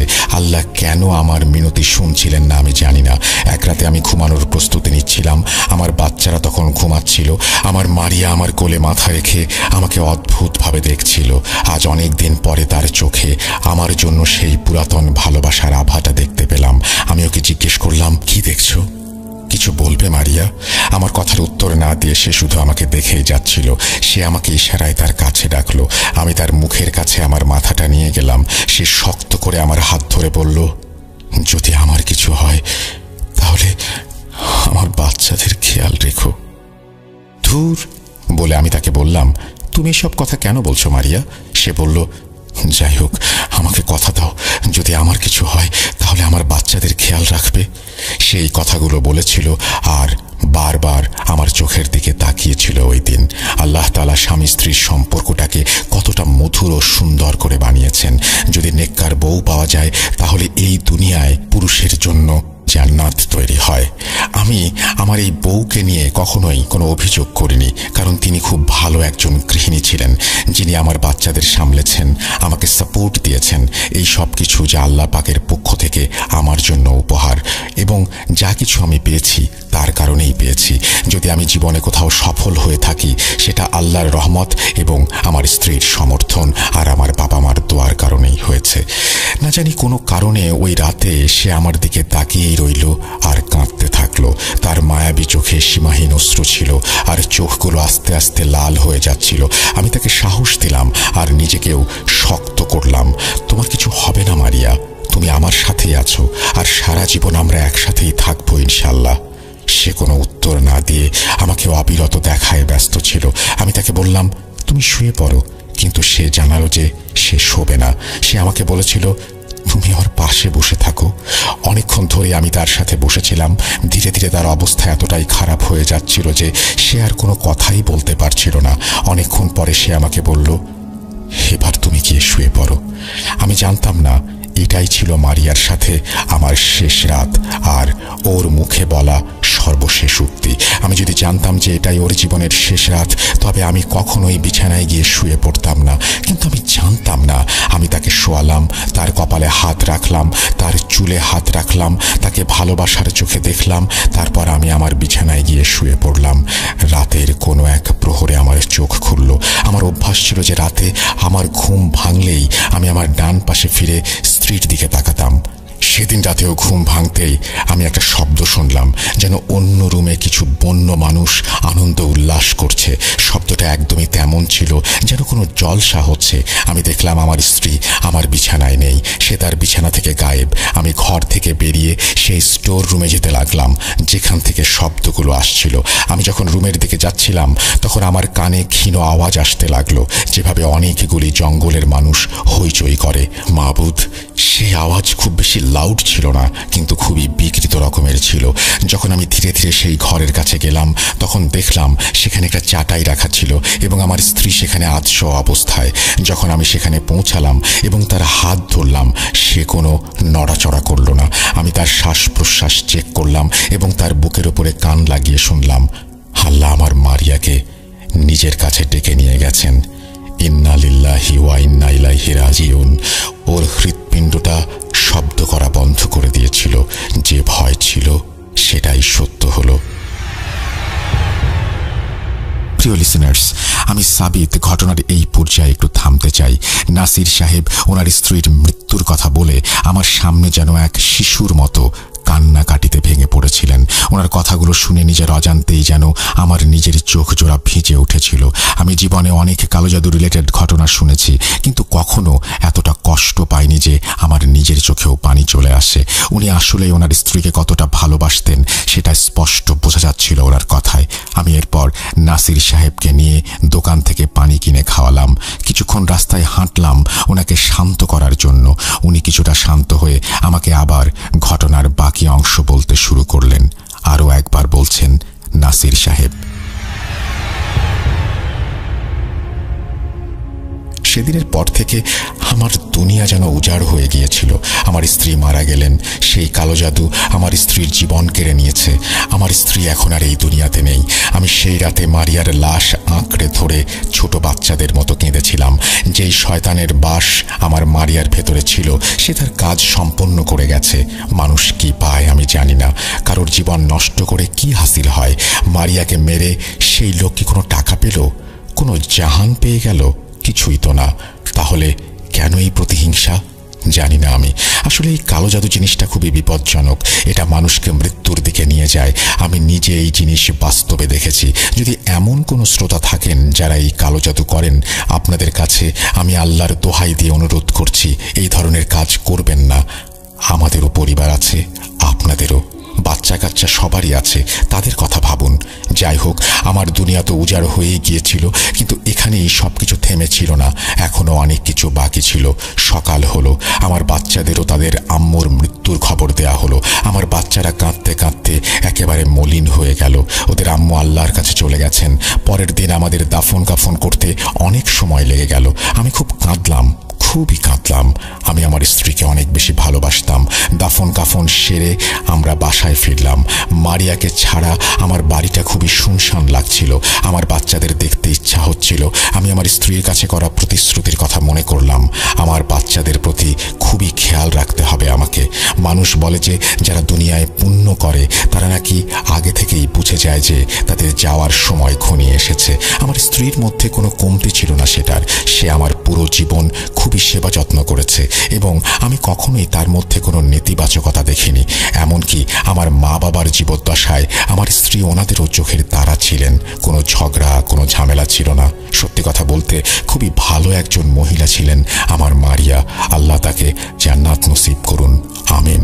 কিন্তু যে ব্যক্তির জন্য আমার মারিয়া আজ কবরবাসী, সেই ব্যক্তি যে মারিয়ার জান নিয়েও শান্ত হবে না সেটা আমার জানা ছিল না। জানি না এরপর আর কি কি ঘটতে যাচ্ছে। এক রাতে আমি ঘুমিয়ে পড়েছিলাম। তখন আমি একটা স্বপ্ন দেখি যে আমার স্ত্রীর কবরের পাশে ছাই পড়ে আছে, যেন কেউ এইমাত্র সেখানে কাঠ কয়লা পুড়িয়ে চলে গেছে। আস্তে আস্তে সেই ছাইগুলো আমার স্ত্রীর কবরের ওপর ছড়িয়ে পড়ছে। স্বপ্নটা এতই অদ্ভুত লাগলো যে আমার চোখ খুলে গেল। মারিয়ার প্রতি ভালোবাসা আমার এতটাই গভীর ছিল যে রাতের মধ্যেই বাড়ি থেকে বেরিয়ে কবরস্থানে চলে গেলাম। কবরস্থানে পৌঁছানোর পর আমি দেখলাম মারিয়ার কবরের চারপাশে কিছু কয়লা আর ছাই পড়ে আছে। আমি কিছুই বুঝতে পারছিলাম না যে এসব কি হচ্ছে। এরপর আমি বেশ কিছুক্ষণ সেখানে বসে সূরা ফাতিহা পড়লাম। কবরস্থানের একটা পাইপ থেকে পানি নিয়ে আমার স্ত্রীর কবরটা আবারও ভিজিয়ে তরতাজা করে দিলাম। তারপর বাড়ি এলাম। কিন্তু সেই স্বপ্নের পর্বটা ক্রমাগত বাড়তে থাকলো। আমি আস্তে আস্তে প্রতিদিনের স্বপ্নে আমার স্ত্রীর কবর দেখতে পেতাম। আমি ভাবতাম হয়তো এটা মারিয়ার প্রতি আমার ভালোবাসা। যেন সাবকনশিয়াস মাইন্ডেও আমি সব সময় আমার স্ত্রীর কথা মনে রাখি। এই কারণেই হয়তো আমি স্বপ্ন দেখতে শুরু করেছি। কিছুদিন পার হলে আমি খেয়াল করতে লাগলাম যে আমার বড় ছেলেটা আস্তে আস্তে খুব অসুস্থ হয়ে যাচ্ছে। তারও শরীর তার মরহুমা আম্মুর মতোই খারাপ হতে শুরু করেছে। আমি একা হয়ে কাঁদতে কাঁদতে আল্লাহর কাছে মাফ চাইলাম। হে আল্লাহ, আমার হয়তো এমন কোনো পাপ বা অন্যায় আছে যা আপনার খারাপ লেগেছে। আপনি তো রাজা, আপনি তো বাদশাহ। আমি আমার একটু রত্ন হারিয়েছি, কিন্তু এবার আমি আমার প্রিয় সন্তানকে হারাতে চাই না। আমি আমার ছেলের চিকিৎসা করিয়েছি, আলেমকেও দেখিয়েছি, কিন্তু পরিস্থিতি একই রকম ছিল। এদিকে এখন আমার স্ত্রী আমার স্বপ্নে আসতে শুরু করেছে। তার কবর আমার স্বপ্নে আসতো প্রতিদিন।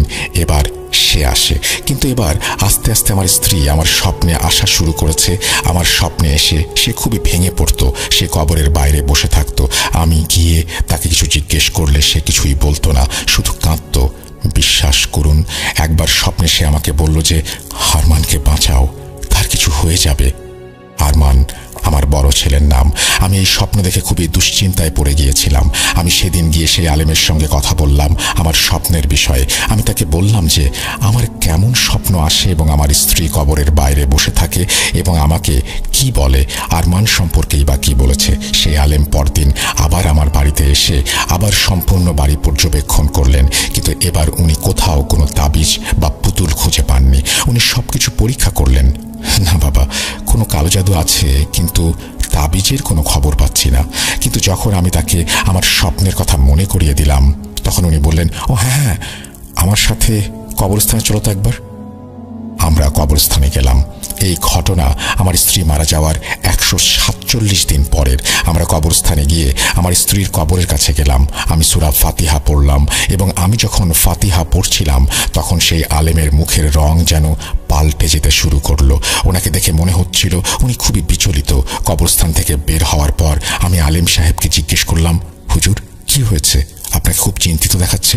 উনি আমার কাঁধে হাত রেখে আমাকে এমন এক কথা শোনালেন যা শুনে আমি মাটিতে বসে পড়লাম। উনি বললেন, নাসির, আসলে তোমার বাসায় কোনো তাবিজ যে নেই এটার একটা কারণ আছে। যে জাদুটা করেছে তা আসলে তোমার স্ত্রীর সাথে করা হয়েছে এবং যখন তাকে দাফন করা হচ্ছিল তখনই এই কাজটা করা হয়েছে নিঃসন্দেহে। তোমার এমন কোনো আত্মীয় কি তোমার স্ত্রীর জানাজায় এসেছিল যে মরা মানুষের সাথে কিছু তাবিজ রেখেছিল? দেখেছো, জানো, এরকম কিছু মনে পড়ে? যদি আমরা সেই তাবিজ না বের করি তাহলে তাদের পরের নিশানা হবে তোমার সন্তানেরা। ওনার মুখ থেকে সব কথা শুনে আমার মনে হচ্ছিল যেন আমার পায়ের নিচ থেকে মাটি সরে যাচ্ছে। আমার দুনিয়া ঘুরতে শুরু করেছে। কি হচ্ছে এসব? বাড়িতে ফিরে আমি আমার শ্বশুর বাড়ির লোকজনকে আমার বাড়িতে ডেকে আনলাম এবং সেই আলেমকেও ডাকলাম। আলেম বললেন, আমাদের কবর খুঁড়তে হবে এবং মারিয়ার কবর থেকে তাবিজ বের করতে হবে। আমার অবস্থা দেখে আমার স্ত্রীর বাবা মা এবং তাদের পরিবারের সবাই সম্মতি দিলেন। ওনাদের সম্মতি অনুমতির পর আমরা কবর খুঁড়তে গেলাম। আমি মূলত একাই যেতে চাচ্ছিলাম, কিন্তু আমার সাথে আমার শালা ছিলেন, আর সে আলেম সাহেবও ছিলেন। আমার শালা মারিয়ার কবর খুঁড়ে শুধু মাথার পাশে একটা কি যেন সরালো। আলেম সাহেব বললেন, নাসির, তুমি ভেতরে যাও এবং মোবাইলের টর্চটা অন রেখো। ভাই, লিসেনারদের উদ্দেশ্যে বলি, এরপর কবরের ভেতর কি হয়েছে আর আমি কি দেখেছি সেগুলো আমি তোমাকে বলতে পারবো না, কারণ আমি যদি তোমাকে এই বিষয়ে কিছু বলি তাহলে হয়তো তুমি শুনতে পারবে না এবং রাতের বেলায় তোমার ঘুম আসবে না। তাই আমি খুব সংক্ষেপে বলছি। যখন আমি কবরের ভেতরে নামলাম, আলেম সাহেব বললেন, লাশের মুখ খুলে দেখো। বিশ্বাস করুন, যখন আমি লাশের মুখ খুললাম তখন তার মুখের ভেতরে কিছু তাবিজ ছিল। আলেম সাহেব আমার দিকে একটা কালো পলিথিন এগিয়ে দিলেন। আমি তাবিজগুলো ব্যাগের ভেতরে রেখে ব্যাগ নিয়ে বাইরে বেরিয়ে এসে কবরে আবার কোনো রকমের মাটি চাপা দিয়ে দিলাম, কারণ তাবিজের একটা হেস্তনেস্ত করা এখন আমার প্রথম কাজ। আলেম সাহেব আমাকে বললেন, কবর পরে মেরামত করব, আগে এই তাবিজগুলো কাছের কোনো শ্মশানে ফেলে আসো। এগুলো শ্মশানে বানানো হয়েছে, জলদি ফেলে আসো। আমি খুব কষ্টে ওই তাবিজগুলো নিয়ে বের হয়ে কাছের এক শ্মশানে ফেললাম। তারপর আবার কবরস্থানে ফিরে এলাম এবং আমরা 3 জন মিলে কবরটা আবারও মেরামত করে দিলাম। যখন আমরা কবরস্থান থেকে বের হচ্ছি তখন সেই গোরখোদক যে আমার স্ত্রীর কবর খুঁড়েছিল, প্রথমবারের মতো তার সাথে আমাদের দেখা হলো। সে আমাদের দেখে বলল, ওই পাশের মরিয়ম খানের কবরটা কি আপনাদের কবর? আমি বললাম, হ্যাঁ, এটা আমার স্ত্রীর কবর। সে বলল, ভাইজান, এই কবরের ভেতর থেকে রাতে খুব অদ্ভুত ভয়ঙ্কর শব্দ আসে। এরপর মনে হয় যেন কিছু অমানুষ প্রাণী সেই কবরের চারপাশে ঘুরে বেড়ায়, কিছু কালো প্রাণী। রাতে অনেকবার এখানে আওয়াজ শুনেছি। যখন লুকিয়ে দেখার চেষ্টা করেছি, কিছু কালো মানুষের মতন প্রাণীকে দেখেছি। কবরের চারপাশে তারা ঘুরছে, চিৎকার করছে, দৌড়াচ্ছে। ঠিক যেমন কিছু জঙ্গলি মানুষ আগুনের পাশে ঘোরে, তেমনি ওই কালো প্রাণীগুলো কবরের পাশে ঘুরতে থাকে। আপনি হয়তো ভুল দেখেছেন। এটুকু বলে আমরা বাসায় চলে আসলাম।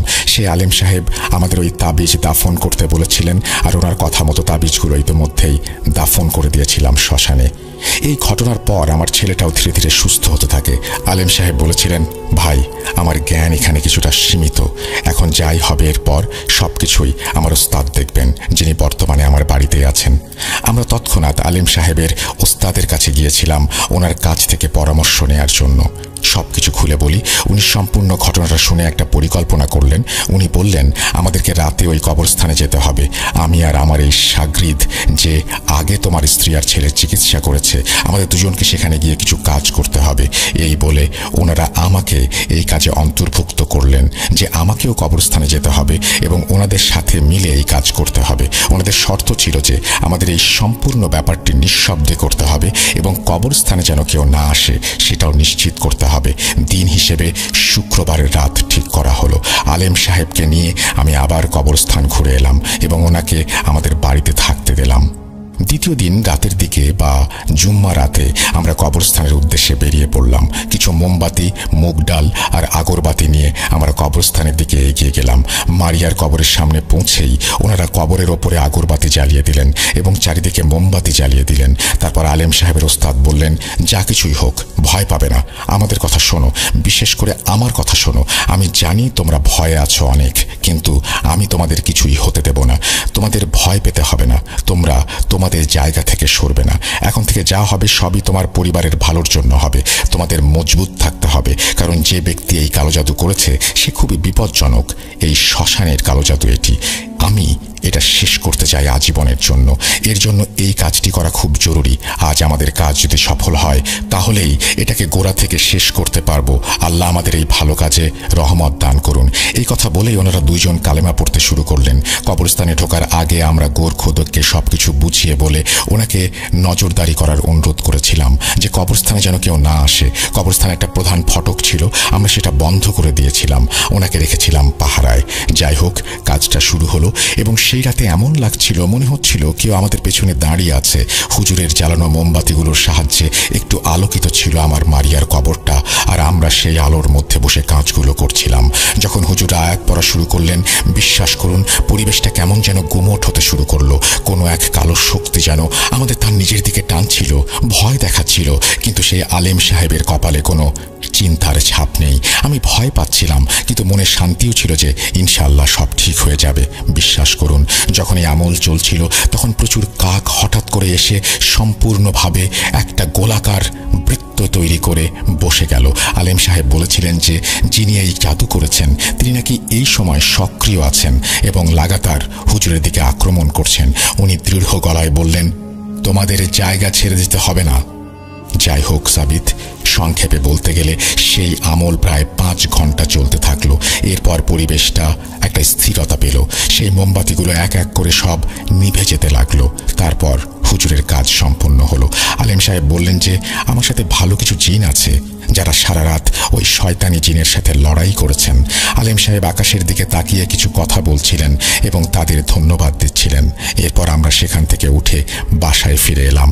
আলেম সাহেব আমাকে সম্পূর্ণরূপে নিশ্চিত করলেন যে এখন এই সমস্যার সমাধান শেষ হয়ে গেছে।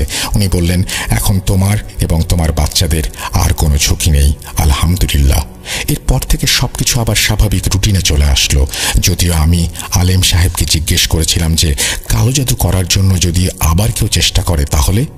আলেম সাহেব বললেন, সে কখনোই আর এই কাজের ধারে কাছেও আসবে না, কারণ যার সঙ্গে আমার জিনদের মোকাবেলা করতে হয়েছে তারা ইতোমধ্যে জেনে গেছে আমাদের শক্তি সম্পর্কে। ইনশাল্লাহ সে যদি কোনোভাবে আবারও এখানে সব কাজ করতে আসে তবে সে নিজেই বড় ক্ষতির সম্মুখীন হবে, কারণ তাকে শয়তানি জিন নিয়ে কাজ করতে হবে, অনেক পরিশ্রম করতে হবে। আর যখন সেই জিনগুলো চলে যায় তখন সেই জাদুকরেরা ওই কাজের মধ্যে আর হাত দেয় না। আমি ইতোমধ্যেই তার অনেক ক্ষতি করেছি, আর এখন সে এই দিকে আর আসবে না, একদমই ভাববে না আবার আক্রমণ করার ব্যাপারে। কেমন? হুজুররা যাবার আগে আমাকে বলেছিলেন যে এই জাদুটা ছিল সবচেয়ে ভয়ঙ্কর ও বিপজ্জনক জাদু। এটি ছিল শ্মশানের মাটিতে করা কালো জাদু।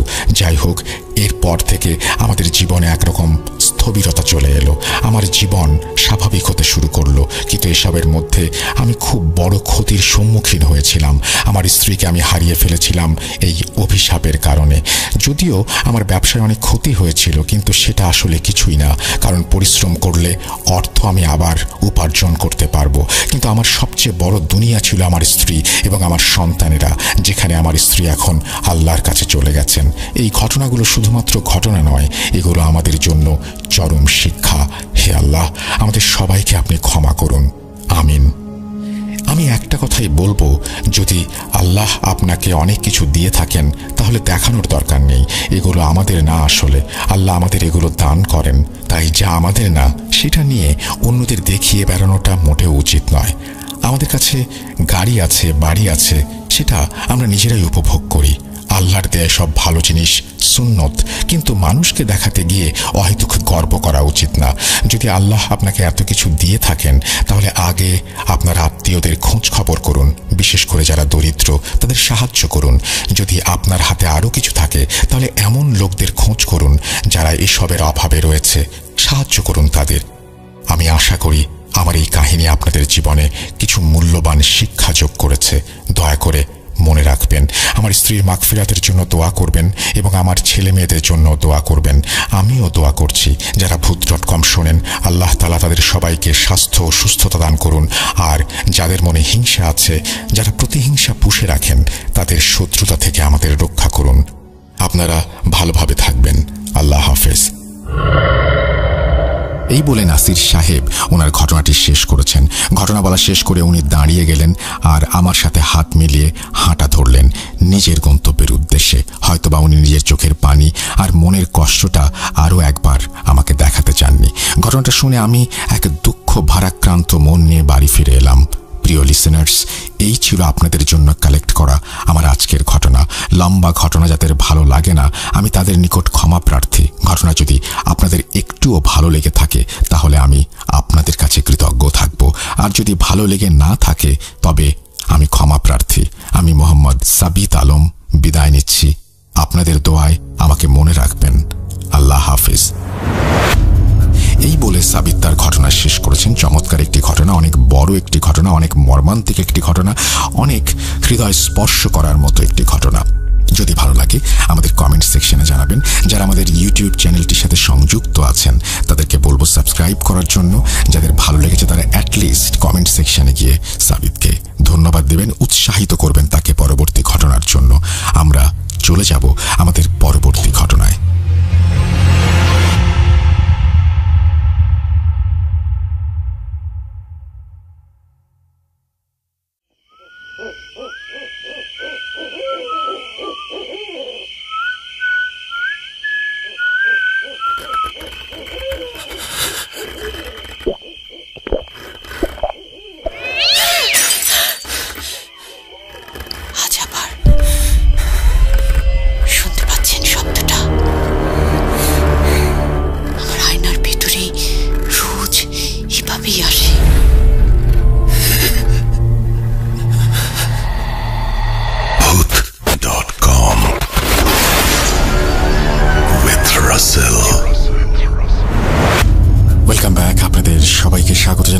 রাসেল। আশা করছি আপনারা সবাই ভালো আছেন, ভালোর দলে আছেন। আমিও ভালো আছি, ভালোর দলে আছি। এবং একটা চমৎকার ইমেল শুনলেন আপনারা, এবং এই ইমেলটি পাঠিয়েছিলেন আমাদেরকে সাবিত আলম, এবং সাবিত আলমই আমাদেরকে আরও একটি অডিও ক্লিপ পাঠিয়েছেন, যে অডিও ক্লিপটি আমি আপনাদের এখন শোনাতে চাই। আশা করছি এই অডিও ক্লিপটি আপনাদের ভালো লাগবে। যদি ভালো লাগে অবশ্যই আমাদের জানাবেন, যদি ভালো না লাগে সেটাও আমাদেরকে জানাবেন। আমরা সরাসরি চলে যাচ্ছি আমাদের পরবর্তী ঘটনায়।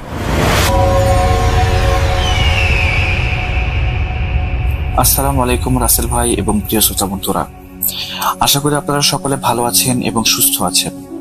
আমি মোহাম্মদ সাবিত আলম বলছি, ময়মনসিংহ বিভাগ থেকে। আমি আজকে আপনাদের সামনে নিয়ে এসেছি সম্পূর্ণ নতুন একটি ঘটনা, যে ঘটনাটি আমি শুনেছি আমার একজন আঙ্কেল, কবির আঙ্কেলের কাছ থেকে। কবির আঙ্কেলের এই ঘটনাটি আসলে খুবই মর্মান্তিক ছিল, এবং ওনার বন্ধুর ঘটনা আসলে মূলত এটা, এবং ঘটনাটা আসলে ঘটেছিল 1980s এর দিকে। তো তখনকার যুগে আসলে ওরকম ভাবে স্কুল কলেজ তো খুব বেশি একটা সব জায়গায় ছিল না। তো ওনাদেরও একই রকম অবস্থা, গ্রামে স্কুল নেই ঠিক মতো, তো ওনারা পড়াশোনা করতে খুব কষ্ট হচ্ছিল ওনাদের।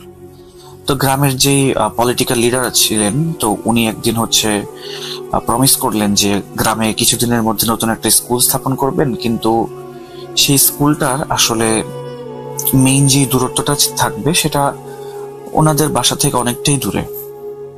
এভাবে আস্তে আস্তে কিছুদিন গেল, টেম্পোরারি একটা স্কুল গঠন করা হলো বাসার কাছেই।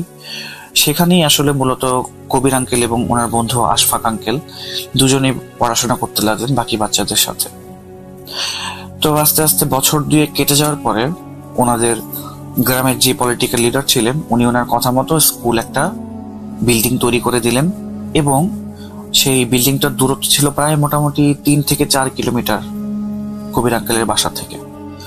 তো কবির আঙ্কেল আর আশফাক আঙ্কেলের বাসা মোটামুটি প্রায় কাছাকাছি ছিল, 500-700 মিটারের মতো দূরত্ব হবে।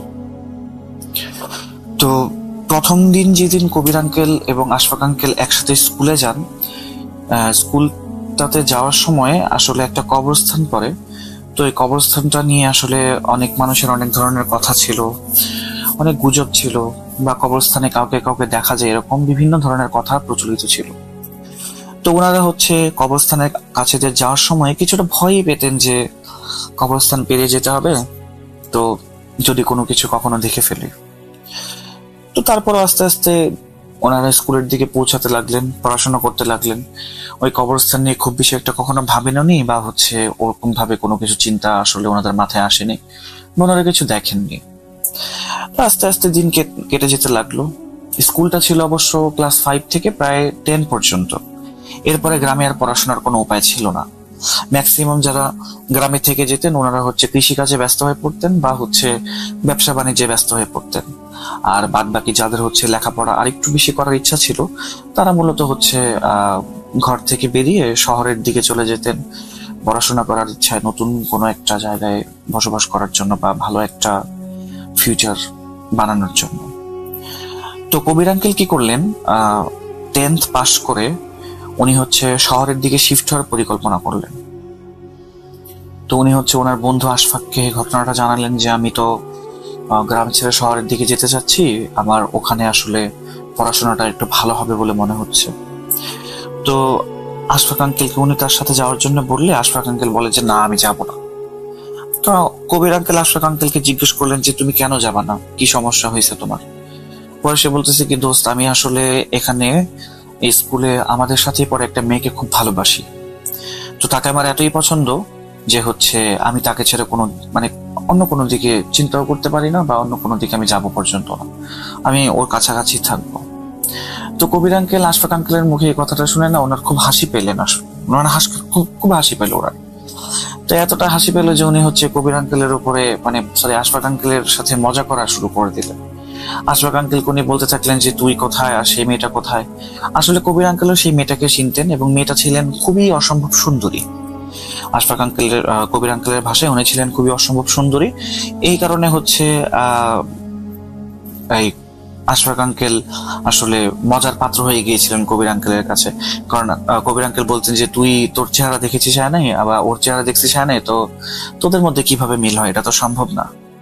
তুই একটা দোকানের মধ্যে এরকম একটা মিষ্টি যেটা ডেট এক্সপায়ার হয়ে গেছে, যেটাকে কেউ ধরবে না, আর সে হচ্ছে এমন একটা রসগোল্লা যেটার দিকে সবারই নজর থাকে। কিন্তু কবির আঙ্কেল এখানে আমাকে বলেছেন যে উনি এই কথাগুলো কখনোই আশফাক আঙ্কেলকে ছোট করার জন্য বলেননি, বা হচ্ছে আশফাক আঙ্কেলকে হার্ট করার জন্য বলেননি। উনি শুধুমাত্র চাচ্ছিলেন যেন আশফাক আঙ্কেল তার জীবনের উন্নতির রাস্তাটা থেকে সরে না যান। কারণ কবির আঙ্কেলের ভাষ্য মতো উনি গ্রামের অনেক ছেলে পেলেকে দেখেছেন যারা এই ভালোবাসার চক্করে পড়ে অনেক জীবন নষ্ট করে ফেলেছেন, অনেকে আবার সুইসাইডও করে নিয়েছেন। তো এই জিনিসগুলো দেখার কারণে হচ্ছে কবির আঙ্কেল আশফাক আঙ্কেলকে সাবধান করার চেষ্টা করলেন যে দেখ বন্ধু, আমি তোকে আসলে হার্ট করার জন্য বলি না কথাগুলা, বা হচ্ছে কষ্ট দেওয়ার জন্য বলি না, তুই কিছু মনে করিস না, কিন্তু তুই এই চিন্তা বাদ দিয়ে মাথা থেকে চল শহরে যেয়ে পড়াশোনা করি। বাট আশফাক আঙ্কেল কোনোভাবেই মানলেন না। তো কবির আঙ্কেল এরপরে হচ্ছে একদিন ঘর দুয়ার ছেড়ে উনি হচ্ছে শহরের দিকে রওনা দিলেন। তো শহরে রওনা দেওয়ার পরে উনি হচ্ছে শহর থেকেই পড়াশোনা করতে লাগলেন। উনি একটা সময় বর্তমানে আমাদের এখানে যেটাকে এইচএসসি বলে, সেই পরীক্ষাটা দেওয়ার পরে আর কি, পরীক্ষাটা দেওয়ার পরে উনি হচ্ছে গ্রামে ফিরে আসেন। ফিরে আসার পরে উনি হচ্ছে ইয়ের সাথে দেখা করেন, আসলে আশফাক আঙ্কেলের সাথে দেখা করেন। আশফাক আঙ্কেলের সাথে দেখা করার পর উনি বলেন কি, আশফাক আঙ্কেলকে উনি খুব দেখা করতে পারেননি, আসলে তখন দেখা করতে চাচ্ছিলেন, বাট উনি আসলে আশফাক আঙ্কেলকে রিচ করতে পারছিলেন না, কারণ উনি কোথায় আছেন কেউ তখন বলতে পারছিল না। তো অনেক খোঁজাখুঁজির পরে একদিন সন্ধ্যার দিকে কবির আঙ্কেলের আরেকজন বন্ধু ওনাকে এসে বললেন কি যে আশফাক এখন বাসায় আছে, তুমি ওর সাথে গিয়ে দেখা করতে পারো। তো কবির আঙ্কেল কি করলেন, আশফাক আঙ্কেলের বাসায় চলে গেলেন, এবং আশফাক আঙ্কেলকে দেখে উনি মোটামুটি কিছুটা অবাক। তো আশফাক আঙ্কেল ওনাকে দেখে এসে জড়িয়ে ধরলেন এবং বললেন কি যে বন্ধু, তুই এতদিন পরে আসছিস, আমার আসলে তুই যাওয়ার পরে এখানে কত কি হয়ে গেছে তুই জানিস না। তো পরে হচ্ছে উনি জিজ্ঞেস করলেন যে কি হয়েছে, আমি তো বুঝতে পারতেছি না, আমাকে বল। পরে বলতেছে কি যে আমি যে মেয়েটাকে আমি পছন্দ করতাম না, সেই মেয়েটার তো এঙ্গেজমেন্ট হয়ে গেছে, এখন আমি যে কি করবো আমি বুঝতে পারতেছি না।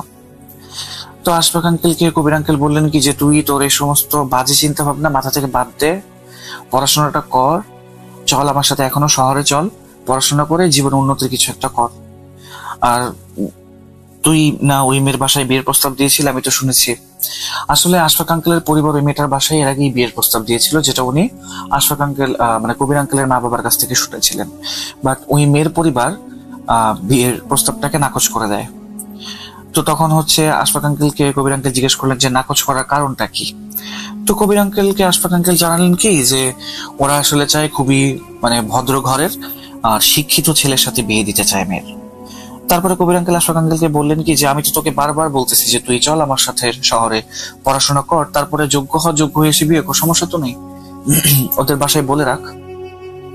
কিন্তু তারপরে আশফাক আঙ্কেল একেবারে প্রেমে অন্ধ, উনি যাবেন না কোনো অবস্থাতেই। তো এরপরে কি হলো, কবির আঙ্কেল হচ্ছে ওনার ফার্দার স্টাডিজ এর জন্য কিছুদিন পরে হচ্ছে আবার চলে গেলেন। এর মাঝখানে প্রায় মোটামুটি ভালো সময় কেটে যায়, 3-4 মাস কেটে যায়। এরপরে উনি হচ্ছে চলে আবার একদিন গ্রামে বেড়াতে আসেন, এবং এবার বেড়াতে আসার পরে উনি নিজের বাসা থেকে খাওয়া দাওয়া করে বিকালবেলার দিকে আশফাক আঙ্কেলের বাসায় যায়।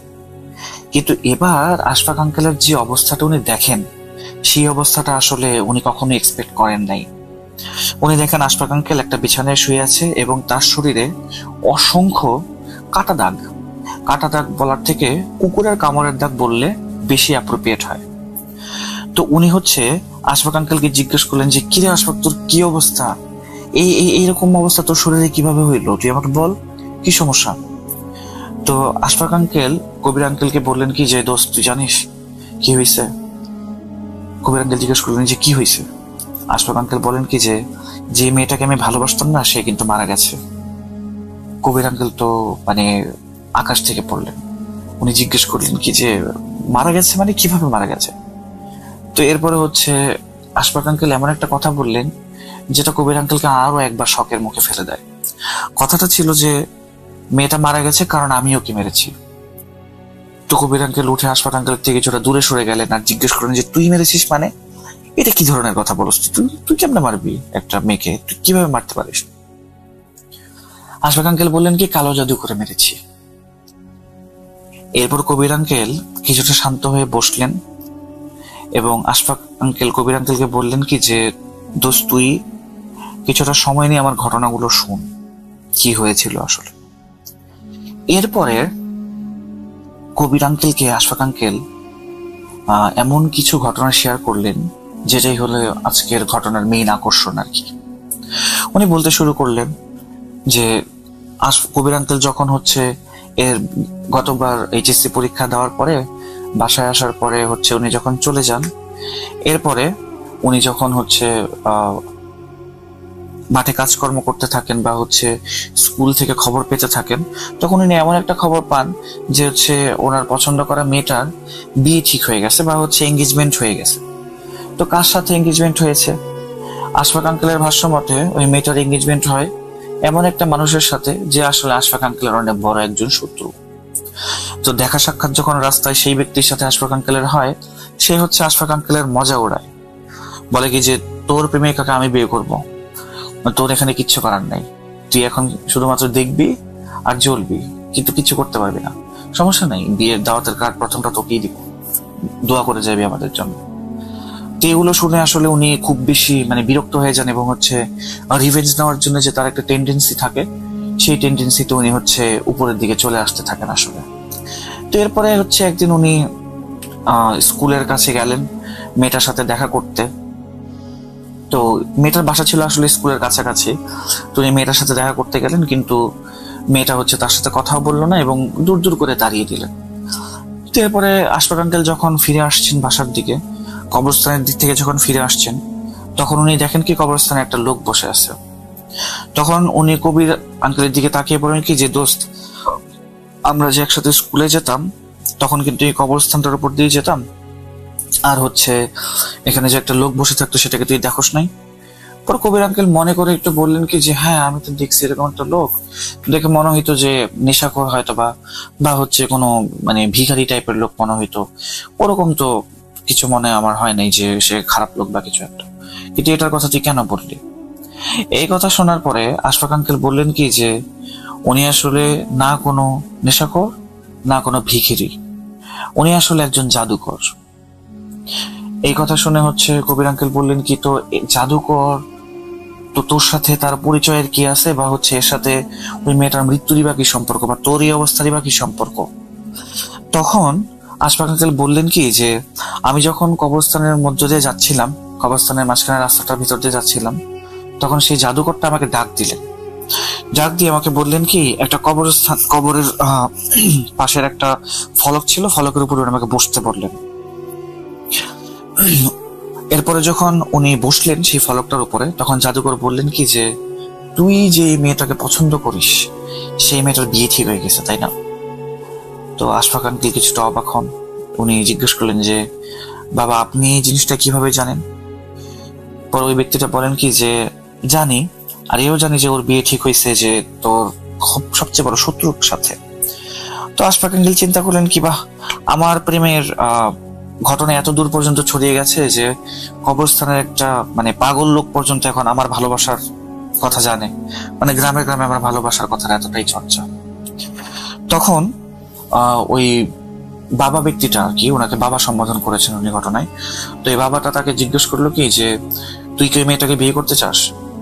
তখন হচ্ছে আশফাক আঙ্কেল বললেন কি যে হ্যাঁ বিয়ে তো করতে চাই, কিন্তু কিভাবে সম্ভব, ওর তো এঙ্গেজমেন্ট হয়ে গেছে, এখন কিভাবে কি সম্ভব? পরে লোকটা বললো কি যে বাবা লোকটা বললো যে অনেক কিছুই সম্ভব। এরপর হচ্ছে আশফাক আঙ্কেল বললেন কি যে অনেক কিছু সম্ভব, তাহলে একটা বাবা একটা কাজ করেন, এমন কিছু করেন অন্তত যেন এই মেয়েটা আমার সাথে অন্তত একটু কথা বলে। তো এরপরে সেই বাবা বললেন কি যে তুই কথা বলা তো ছাড়, আমি এমন কিছু করতে পারি যেন এই মেয়েটা তোকে বিয়ে পর্যন্ত করে নিতে পারবে। এই কথা শুনে তো আশফাক আঙ্কেল একেবারে আকাশ থেকে পড়লেন আর খুশিতে আত্মহারা হয়ে গেলেন। উনি বললেন কি যে বাবা আমাকে কি করতে হবে শুধুমাত্র বলেন। বাবা বললেন কি তুই ভেবে নে, এই কাজের মধ্যে আমি তোকে যা করতে বলবো তোকে তাই করতে হবে এবং তোকে সবকিছু ছেড়ে দিতে হবে। তো আশফাক আঙ্কেল জিজ্ঞেস করলেন কি ছাড়তে হবে? তখন সেই ব্যক্তিটা বললেন কি যে তোকে তোর ক্ষুধা ছাড়তে হবে, তোকে আল্লাহ ছাড়তে হবে, তোকে তোর পরিবারের চিন্তা ছাড়তে হবে, সবকিছু ছেড়ে তোকে শয়তানের বশবর্তী হইতে হবে, শয়তানের উপাসক হতে হবে। তো এই কথা শুনে তো হচ্ছে আশফাক আঙ্কেল কিছুটা মানে মানে ওনার মনে কিছুটা হচ্ছে সন্দেহের প্রবণ হয় যে এই ব্যক্তি আমাকে শয়তানের উপাসনা কেন করতে বলবে। আশফাক আঙ্কেল বললেন কি যে হচ্ছে এটা কি বলেন আপনি, আমি একটা মেয়েকে বিয়ে করার জন্য আমার ধর্ম ছেড়ে দিব, ভবিষ্যতে তাহলে হচ্ছে আখিরাতে আমার কি হবে, ওখানে তো তাহলে আমার কোনো জায়গা থাকবে না। তো পরে লোকটা বললো কি যে তুই ভেবে নে কি করবি না করবি, দেখ। এরপর হচ্ছে আশফাক আঙ্কেল সেখান থেকে চলে আসলেন। তো এরপর দিন আশফাক আঙ্কেলের বাসায় এঙ্গেজমেন্টের পরে একটা ওই মেয়েটার আর কি এঙ্গেজমেন্টের পরে ফ্যামিলিগতভাবে একটা অনুষ্ঠান ছিল। সেই অনুষ্ঠানের দাওয়াত ওই যে তার শত্রু ছিল সেই শত্রুর মা বাবা এসে দিয়ে গেলেন। দুই পরিবারের মাঝখানে একটা মিট আপের দাওয়াত ছিল আর কি। তো এটা দেখে তো উনি আরো বেশি মানে রেগে গেলেন। তখন উনি যখন রাস্তা দিয়ে হেঁটে হেঁটে ক্ষেত খামারের দিকে যাচ্ছিলেন, তখন হচ্ছে ওই সেই ব্যক্তি যার সাথে মেয়েটার বিয়ে ঠিক হয়ে গেছে তার সাথে দেখা, এবং সেই ব্যক্তিটা কি করলো, আশফাক আঙ্কেলকে নিয়ে মজা করা শুরু করলো যে দেখ কালকে একটা অনুষ্ঠান আছে, আমাদের বিয়ে ঠিক তাড়াতাড়ি মতো হয়ে যাবে, আর তুই কি করবি, ক্ষেত খামারে খাটবি আর ধান বিক্রি করে খাবি, যা তুই হারলি আমি জিতছি। তো এই কথা শোনার পরে না সে অনেক বেশি মানে খেপে যায়, আশরাফ আঙ্কেল অনেক বেশি খেপে যায়, এবং উনি কি করে সেই কবরস্থানে সেই বাবার কাছে চলে যায়। বলে কি যে বাবা যা করতে হবে বলবি আমি তাই করব, কিন্তু তুই এই মেয়ের সাথে আমার বিয়ে ঠিক করাই দিবি। বাবা বললো কি যে তুই ভেবে নে, কিন্তু এই কাজ করতে গেলে তোকে সবকিছু ছাড়তে হবে। আমি যদি তোকে বলি যে তুই উপরের দিকে থুতু মেরে নিজে সেটা খা, তোকে সেটা খেতে হবে। আমি যদি বলি যে হচ্ছে তুই নর্দমার ভেতরে গিয়ে শুয়ে থাক, তোকে শুয়ে থাকতে হবে। আমি যদি বলি যে এখানে যতগুলো কবর আছে সবগুলো কবরে সিজদা কর, সিজদা করতে হবে। আমি যদি তোকে বলি কোনো মূর্তি বানিয়ে যে মূর্তিতে সিজদা কর, করতে হবে। ইভেন আমি যদি তোকে কোনো কবরের উপরে মূত্র বিসর্জন করতে বলি সেটাও তোকে করতে হবে। তো কিন্তু আশফাক আঙ্কেল তখন এত বেশি মানে কি বলবো রাগের ক্রোধের বশবর্তী এত বেশি অন্ধ হয়ে গিয়েছিলেন যে উনি এই জাদুকর বাবার কথাগুলো মেনে নেন, এবং এরপরে জাদুকর এই কথাও বলে যে হচ্ছে তুই যখন এই কাজে একবার ঢুকবি তখন আমি যাই বলবো তোকে তাই করতে হবে, তুই আমাকে কোনো প্রশ্ন করতে পারবি না। যদি প্রশ্ন করিস তাহলে হচ্ছে তোর সমস্যা হবে, এবং এই কাজের মাঝখানে যদি কোনো কারণে তুই কাজটা ছেড়ে দিস তাহলে তোর অবস্থা এমন হবে যেটা তুই কখনো স্বপ্নেও কল্পনা করতে পারবি না। এরপরে উনি হচ্ছে জাদুকরের কথায় সম্মতি দিলেন, এবং পরবর্তী দিন থেকে জাদুকর তাকে তার কাছে যাওয়ার জন্য আদেশ দিলেন। প্রথম 30 দিন ওনাকে জাদুকর একটা কাজ করিয়েছেন, সেটা হচ্ছে কবরস্থানের যতগুলো কবর ছিল এর মধ্যে কিছু কিছু কবর ছিল হাজিদের কবর ছিল, বা হচ্ছে হাজি না আসলে আলেম ওলামাদের কবর ছিল। তারপরে হচ্ছে আপনার মানে এলাকার ভালো ভালো মুরব্বী মানুষ যারা সমাদৃত ছিলেন ধর্মকর্ম করার জন্য, সেই সমস্ত ব্যক্তিদের কবরের উপরে থুতু ফেলার কাজ ছিল প্রথম 30 দিন ওনার। তো প্রথম 30 দিন উনি এই কাজটা করলেন। এই কাজটা করার পরে প্রথম 30 দিন এই কাজটা করার পরে আসলে উনি দেখলেন কি যে হচ্ছে কোনো উন্নতি হচ্ছে না। তো বাবাটাকে উনি জিজ্ঞেস করলেন যে বাবা আমি তো প্রথম 30 দিন আপনার কথা মতো কাজ করতেছি কিন্তু কোনো তো লাভ হচ্ছে না। বাবা বলতেছেন কি যে তুই আর 10টা দিন কর, লাভ হবে। এরপরে 10 দিন ওনাকে আরেকটা কাজ দেন সেই বাবা, সেটা হচ্ছে কি মূর্তির সামনে পূজা করা, মানে পূজা করা না আর কি, মূর্তির সামনে সিজদা করা। উনি হচ্ছে একদিন রাতের বেলা সন্ধ্যার দিকে মূলত উনি কবরস্থানটাতে যেতেন। তো একদিন রাতের বেলা উনি হচ্ছে কবরস্থানে যান এবং উনি দেখেন কি যে বাবা একটা মূর্তি বানিয়েছে, এবং সেই মূর্তিটা দেখিয়ে আশফাক আঙ্কেলকে বলছেন কি এটার উপরে সিজদা কর, এটার সামনে সিজদা কর। আশফাক আঙ্কেল বলেছেন, কবির আঙ্কেল আমাকে যেটা বলেছেন, আশফাক আঙ্কেল তাকে যে ঘটনাগুলি বলেছে ওই টাইমে উনি বলেছেন যে এই কাজগুলো শুরুতে করতে করতে ওনার খুবই মানে আপত্তি মনে হতো এবং খুবই খারাপ লাগতো যে আমি এরকম একটা কাজ করতেছি, আমার খোদাকে আমি ধোকা দিচ্ছি এটা মানে। বাট আস্তে আস্তে এই কাজগুলি করতে করতে ওনার ভেতরে নাকি খারাপ লাগাটা আস্তে আস্তে চলে যায়, ভেতর থেকে খারাপ লাগাটা আর উনি ফিল করতে পারেন না। তো আস্তে আস্তে উনি এই কাজটা করতে করতে কিছুটা মানে অভ্যস্ত হয়ে যান এবং মজা পেতে শুরু করেন, চিন্তা করেন আচ্ছা ঠিক আছে করতেছি দেখি কি হয়। তো এরপরে প্রথম 10 দিন ওনাকে কি করলেন, সেই মূর্তিরও সামনে সিজদা করার কথা বলা হলো, এবং কবরস্থানের পাশে একটা নালা ছিল, ওই নালাতে রাতের বেলা ওনাকে গোসল করার কথা বলা হতো। তো উনি পরের 10 দিন গোসল করতেন এবং হচ্ছে মূর্তির সামনে সিজদা করতেন। এভাবে 10 দিন পার হলো। তো এর মাঝখানে মেয়েটার আসলে বিয়ে হয়ে যাওয়ার কথা ছিল কি ওই অনুষ্ঠানটার প্রায় 1 সপ্তাহ পরে, কিন্তু এখানে প্রায় 30 থেকে 40 দিন পার হয়ে গেছে, বাট বিয়েটা হচ্ছে না। আশফাক আঙ্কেলের মাথায় একবার চিন্তা হলো যে বিয়ে তো 7 দিনের মধ্যে হয়ে যাওয়ার কথা, তাহলে এখনো কেন বিয়ে হলো না, কি সমস্যা বুঝতে পারছি না। তো উনি গিয়ে হচ্ছে কি করলেন, ওই মেয়েটার পরিবারের আশেপাশের লোকজনের কাছ থেকে খবর নিতে লাগলেন, এবং খবরে যেটা উঠে এলো সেটা হচ্ছে কি ছেলের পরিবার কোনো একটা কারণে ধানাই পানাই করছে, তারাই বিয়েটাকে পেছানোর চেষ্টা করছে। আচ্ছা, যাই হোক।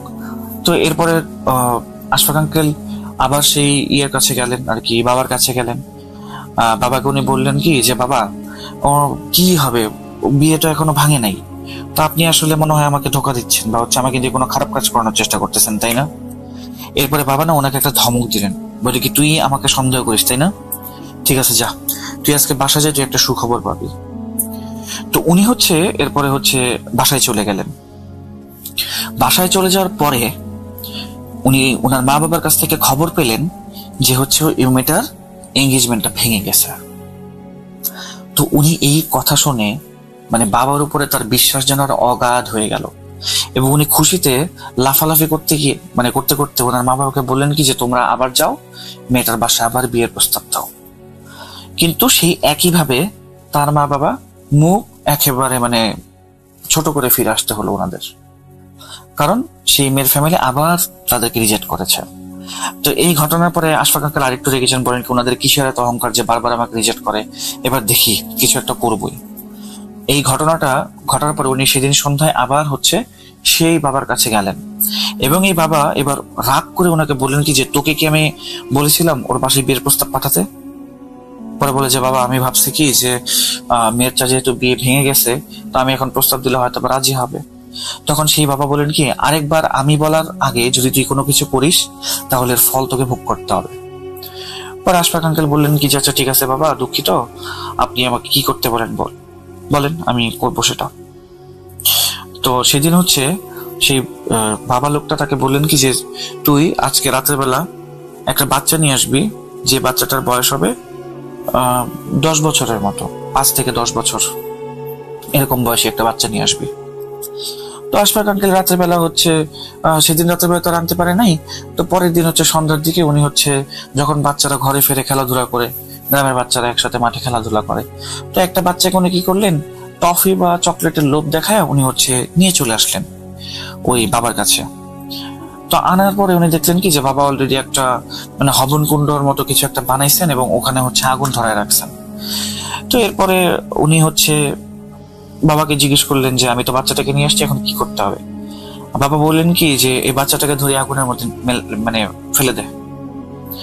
এই কথা শুনে তো আশফাক আঙ্কেল একেবারে হতভম্ব হয়ে গেলেন যে বাবা এটা কি বলে, আমি জলজন্ত একটা বাচ্চাকে কি কারণে হচ্ছে আগুনে ফেলে দিব, এটা কিভাবে সম্ভব? আমি তো কারো জান নেওয়ার জন্য এই কাজে আসিনি। তো উনি যখন হচ্ছে কিছুটা হেজিটেট করছেন, তখন সেই বাবা এসে নিজেই বাচ্চাটার মুখটা হচ্ছে কি করলো, কোন একটা গামছা দিয়ে বেঁধে তাকে আগুনের মধ্যে নিক্ষেপ করে ফেলে দিল। গামছা দিয়ে বাঁধার কারণে বাচ্চাটা চিৎকারও করতে পারলো না এবং সেখানেই সে পুড়ে মারা গেল।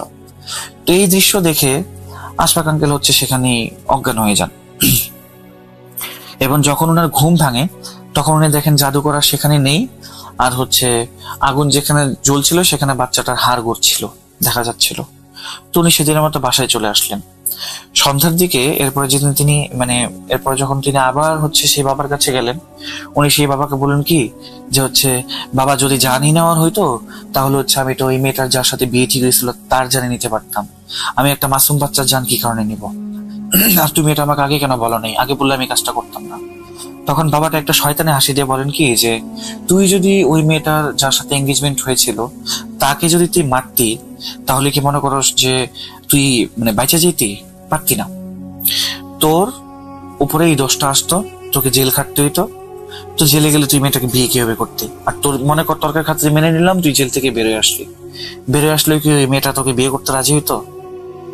যার হবু জামাইকে তুই মেরেছিস সে কি তোকে বিয়ে করতে রাজি হতো নাকি বল? তো এরপরে আমি চিন্তা করলাম কি যে বাবা কথাটা আসলে ভুল বলে নাই। যাই হোক, এখন যেটা হওয়ার সেটা হয়ে গেছে, এখন আর কিছু করার নেই। তো এরপরের দিন জাদুকর বললেন কি যে তুই আগামীকালকে আসবি, আর হচ্ছে এখানে যতগুলো কবর আছে সবগুলো কবরের উপরে তুই প্রস্রাব করবি। তো এই কথাটা শুনে আশফাক আঙ্কেল কিছুটা মানে হতচকিত যান এবং হচ্ছে উনি চিন্তা করেন কি না, এই কাজটা আমি করব না, এই কাজটা আমি করতে পারবো না। তো যেদিন রাতে এই কথাটা মানে এই কাজটা করতে ওনার যাওয়ার কথা, সেদিন রাতে বেলা উনি আর কবরস্থানে যান নাই।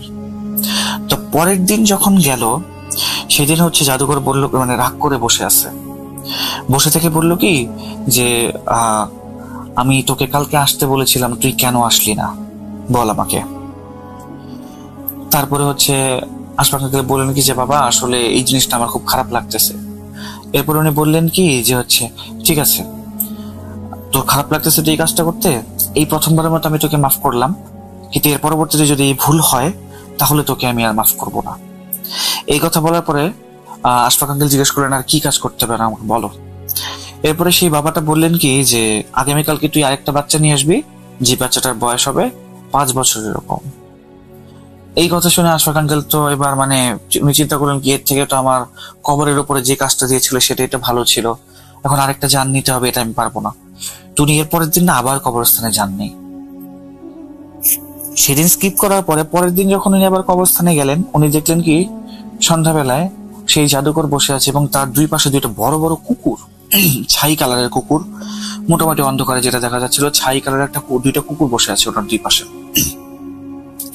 তো উনি বলতেছেন কি যে তুই আমার কথা তো মানলি না, টানা 2 বার তুই আমার কথা খিলাফ করলি, যেটা তুই আসলে আমার কাছে যখন এই কাজটা করার জন্য আসছিলি তখন তুই বলছিলি কি যে আমার সব কাজ যা বলবো তাই করবি, কিন্তু তুই 2 বার আমাকে ধোকা দিলি।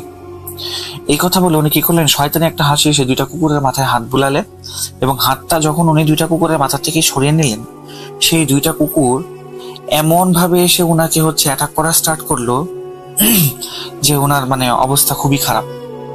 তো এখানে আমি আসলে একটা কথা মিস করে গেছি আসলে লিসেনার্স, সেটা হচ্ছে কি যে সেই বাচ্চাটাকে যখন মারা হয়েছিল, সেই 10 বছরের বাচ্চাটাকে, ওই বাচ্চাটাকে যখন গ্রামের মানুষ খোঁজা শুরু করে, ওই টাইমে মানে আশফাক আঙ্কেল কিছুটা ভয় পায় যে কেউ তো আমাকে দেখে নাই, যে এই বাচ্চাটা আমি নিয়ে আসলাম যে কেউ কি দেখে নাই কিনা, বা হচ্ছে ওই কবিরাজ তো আমাকে বলে নাই যে হচ্ছে ওকে মেরে ফেলা হবে, তো যদি এই ঘটনা আমি জানতাম তাহলে হয়তো বা তাকে লুকিয়ে লুকিয়ে আমি আনতাম, বাট মনে হয় কেউ দেখে নাই।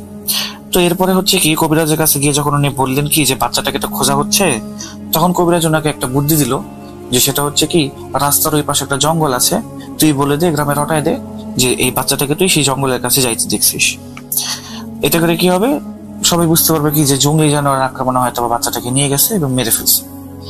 তো গ্রামের মানুষের তখন এমনি অনেক বাচ্চা কাচ্চা, একটা পরিবার অনেক বাচ্চা কাচ্চা থাকে, তো আসলে ওরকম ভাবে একটা বাচ্চা না থাকলে কারো কোনো কিছু আসে যায় না বলে মনে হয় আর কি ওই টাইমে। তো যাই হোক, এরপরে আবার কবিরাজের ঘটনায় ফিরে আসি। সেটা হচ্ছে কি যে কুকুর 2টার মাথা থেকে যখন কবিরাজ হাত সরালো, তখন আশফাক আঙ্কেলের উপরে সেই কুকুরগুলো হামলা করলো এবং শরীরে কামড় দিয়ে একবারে ভরিয়ে ফেললো। তো এরপরে কবিরাজ আশফাক আঙ্কেলকে বললেন কি যে এরপর যদি কখনো আর এরকম ভুল হয় তাহলে হচ্ছে তোকে আর ছাড়বো না, এবার যা বাচ্চা নিয়ে আসবি 1 সপ্তাহ পরে সুস্থ হয়ে নে।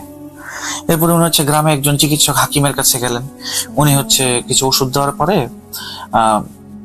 উনি বাসায় চলে আসেন এবং যখন এলাকার লোক ওনাকে জিজ্ঞেস করছে যে কি ব্যাপার তোমার এই অবস্থা কেমনে হইলো, সে বললো কি যে আমি রাস্তার ওই পাশে জঙ্গলটা দিয়ে আসছিলাম, তখন আমার উপরে শিয়াল আর কুকুর হামলা করেছিল।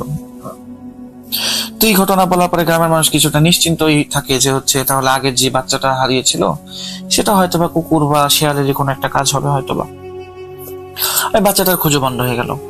তো পরের দিন উনি হচ্ছে 5 বছরের একটা বাচ্চাকে অনেক লুকানোর মাধ্যমে সেই কবিরাজের কাছে নিয়ে আসার পরে কবিরাজের কাছে সামনে রাখার পরে কবিরাজ কি করলো, বাচ্চাটাকে কিছু একটা খাওয়ানোর পরে দেখা গেল যে বাচ্চাটা বেহুশ হয়ে গেল। বেহুশ হওয়ার পরে সে বাচ্চাটাকে জবাই করলো। এই দৃশ্য দেখে তো বাচ্চাটা গলা থেকে যখন রক্ত ফিনকিতে ছিটকে পড়ছে, এই দৃশ্য দেখে আশফাক আঙ্কেল সেখানে আবার অজ্ঞান হয়ে যায় এবং উনি যখন চোখ মেলেন তখন ওনার কাছে মনে হচ্ছিল এটা মধ্যরাত। তো ওই টাইমে সেই কবিরাজ ওনাকে একটা পেয়ালার মধ্যে করে কিছু জিনিস খেতে দিলেন, তরল কিছু একটা।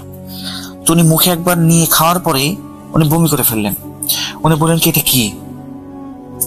পরে সেই কবিরাজটা বললো কি, এটা হচ্ছে ওই বাচ্চার রক্ত আর হাড়ের গুঁড়া পানির সাথে মিশাইছি তোকে খাওয়ানোর জন্য। তো সে তখন ওই পেয়ালাটা মানে হাত দিয়ে ছুঁড়ে ফেলে দেয় এবং হচ্ছে কবিরাজকে বলে কি যে তুই আমার পেছন ছাড়, আমি আর পারতেছি না, তোর এই কথাগুলোর জন্য আমি আমার ধর্ম নষ্ট করছি, আমি আমার ইমান নষ্ট করছি, আমার আর ওই মেয়ের সাথে বিয়ে করার দরকার নেই, আমি ওই মেয়েকে বিয়ে করবো না, তুই আমার পেছন ছেড়ে দে, আমার জান ছাড় তুই। তো কবিরাজ না কিছুটা শয়তানে হাসি দিল এবং দিয়ে বললো কি যে তুই তাই চাস? পরে বললো হ্যাঁ আমি তাই চাই, আমি তোর আর কোনো কাজ করবো না। এই কথা বলে না আশফাক আঙ্কেল চলে আসছিল। তো উনি যখন চলে আসছে তখন কবিরাজ পেছন থেকে বললো কি যে তুই পস্তাবি, তোর এই কাজের জন্য তুই পস্তাবি। এরপরে উনি হচ্ছে 2 দিন পরে উনি খবর পান কি যে মেয়েটাকে উনি বিয়ে করার কথা চিন্তা করছিলেন সেই মেয়েটা মারা গেছে। এবং কিভাবে মারা গেছে, সেই মেয়েটার লাশ পাওয়া যায় এই যে রাস্তার পাশে যে জঙ্গলটা ছিল সেই জঙ্গলের সামনে একেবারে ক্ষতবিক্ষত অবস্থায়, মানে কুকুর আর শেয়াল আক্রমণ করে একেবারে ক্ষতবিক্ষত অবস্থা করে দিয়েছে, ওই স্পটেই সে মারা গেছে। তো এরপরে এই ঘটনা শোনার পরে তো হচ্ছে আশফাক আঙ্কেল আবার গেলেন কবরস্থানের কাছে ওই ইয়েকে খুঁজতে, কবিরাজকে খুঁজতে, জাদুকর বাবাকে খুঁজতে। কিন্তু সেখানে সে আর সেই জাদুকর বাবাকে দেখতে পায় নাই, সেই জাদুকর বাবা আর সেখানে ছিল না। তো এর 2 দিন পরে রাতের বেলা একদিন এই আশফাক আঙ্কেল হচ্ছে বাসা থেকে বের হয়ে পানি খাওয়ার জন্য বা ওয়াশরুমে যাওয়ার জন্য গেলেন। তো উনি দেখলেন কি যে ওনার ওয়াশরুমের সামনে সেই 2টা কুকুর চোখগুলো জলজল করছে এবং হঠাৎ করে তারা কি করলো, আশফাক আঙ্কেলের উপরে হামলা করলো, এমন ভাবে শরীরে কাটলো যে মানে রক্তারক্তি হয়ে গেল, একেবারে উনি আধমরা হয়ে গেলেন। তো অজ্ঞান হয়ে যান উনি। সকালবেলা উনি চোখ খুলে দেখেন কি যে ওনার বিছানার পাশে ওনার বাবা মা এবং হচ্ছে গ্রামের বাকি লোকেরা। তো এরকম 7 দিন যেতে থাকে, আস্তে আস্তে তার শরীরে পচন ধরতে শুরু করে। তো এই ছিল হইতেছে আসলে কি বলে আশফাক আঙ্কেল কবির আঙ্কেলকে এতটুকুই বলেন। এই ঘটনা শোনার পরে কবির আঙ্কেল হচ্ছে আশফাক আঙ্কেলের সামনে থেকে উঠে যান, উঠে গিয়ে ওনাকে বলেন কি যে তুই এত খারাপ একটা কাজ কিভাবে করতে পারলি, মেয়েটার জীবনটা তুই নষ্ট করলি, তুই তোর ইমান নষ্ট করলি, তুই তোর আল্লাহকে অপমান করলি, তুই শয়তানের পূজারী হয়ে গেলি, কিভাবে পারলি তুই? তোকে আমার বন্ধু ভাবতেও না আসলে মানে নিজের উপরে করুণা হচ্ছে এখন, আমি তোর সাথে আর কোনো ধরনের কোনো বন্ধুত্বপূর্ণ সম্পর্কে থাকবো না। এই কথা বলে উনি চলে যান সেখান থেকে।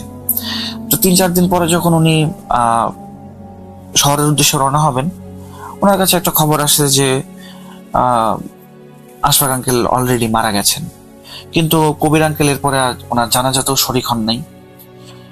তো এই ঘটনাটা আসলে যখন কবির আঙ্কেল আমাকে বলছিলেন তখন উনি আমাকে এতটুকু বলেছিলেন যে আমি আসলে এই ঘটনাটা শেয়ার করতে চাইনি কখনো, কিন্তু আবার না করেও থাকতে পারিনি, কারণ আমি চাচ্ছিলাম না যে হচ্ছে আমার মনে এই বার্থডেটা সারা জীবনই থাকুক।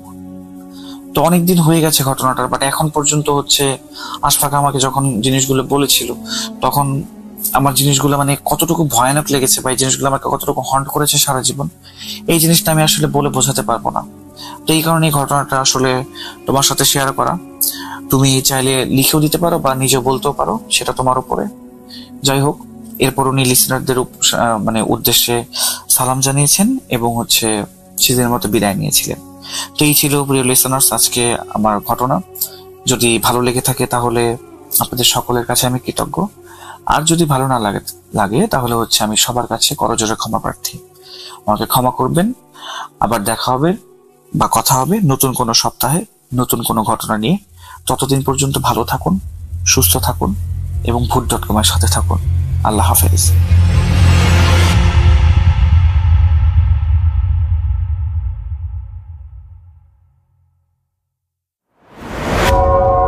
আবারও রাতের আঁধারে ভয়ের রাজ্য ফুঁড়ে ফিরেছি সেই পুরনো সুরে। বিশ্বাস করা বা না করা আপনার ব্যাপার, but the old music comes alive.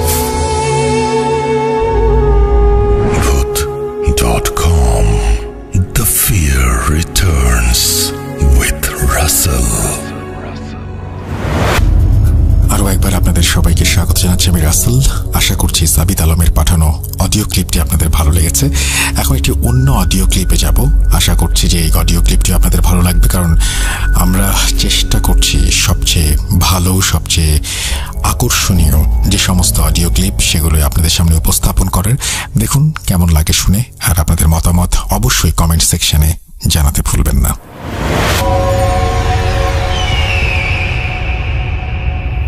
আসসালামু আলাইকুম ওয়া রাহমাতুল্লাহি ওয়া বারাকাতুহু। আশা করি রাসেল ভাই আপনি ভালো আছেন এবং ভূত.com এর সকল শ্রোতারাও অনেক ভালো আছে। আমি রফিকুল ইসলাম, মানিকগঞ্জ জেলার সাটুরিয়া থানা থেকে কোন একটা গ্রাম থেকে বলছি। তো বর্তমানে আমি দেশের বাইরে আছি। বর্তমানে এখন আমি ইরাকের বাগদাদ শহরের পার্শ্ববর্তী কোনো জেলায় অবস্থান করছি। সেখান থেকে আপনাকে ঘটনাটা শেয়ার করতে চলেছি। আজকে যে ঘটনাটা শেয়ার করব ইনশাআল্লাহ, সেটা হচ্ছে আমার মায়ের সাথে ঘটে যাওয়া একটি ঘটনা। আর আমার পরিবারের সাথে বলতে পারেন, আমার পরিবারের সাথে ঘটে যাওয়া একটি ঘটনা। এই ঘটনার কিছুটা অংশে আমি উপস্থিত ছিলাম। ঘটনার শুরুতে কিছু কথা বা কিছু না বললে হয়তো অনেকের বুঝতে সমস্যা হতে পারে, তার জন্য কিছু বর্ণনা দিয়ে নিই। আমরা জানি বাংলাদেশের বিভিন্ন অঞ্চলে বিভিন্ন ধরনের পীর রয়েছে, যারা সাধারণ মানুষদের মুরিদ করে থাকেন। আপনিও হয়তো জেনে থাকবেন বাংলাদেশের বিভিন্ন অঞ্চলে বিভিন্ন ধরনের পীর রয়েছে। তো আমার বাবা মাও তেমনি একজন পীরের মুরিদ হয়েছিলেন। সেই পীরের অবস্থান ছিল আমাদের সাটুরিয়া থানাতেই। আমাদের সাটুরিয়া থানাতে যারা আছেন তারা অনেকেই হয়তো চিনে থাকবেন।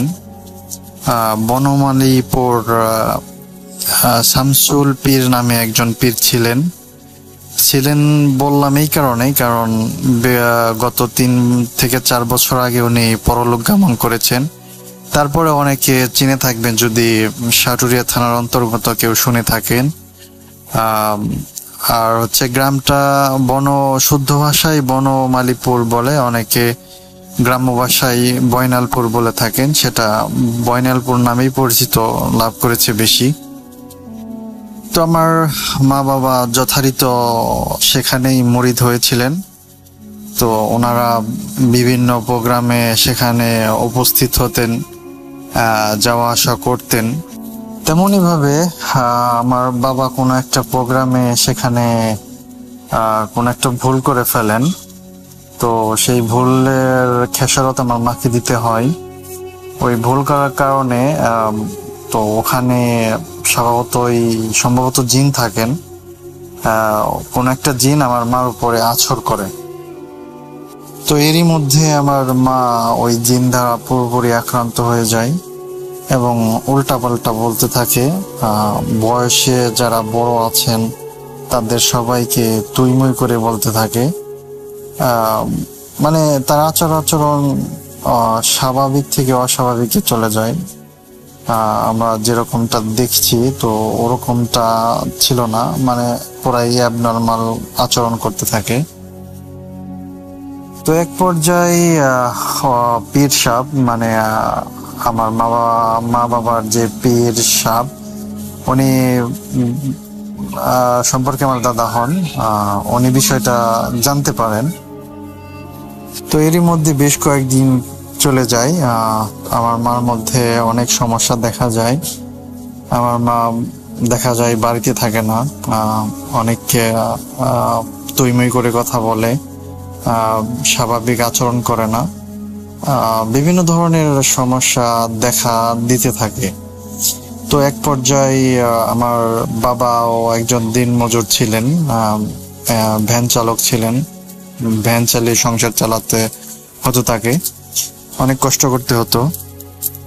তো আমার বাবা আমার মাকে নিয়ে একটা সমস্যায় পড়ে যান।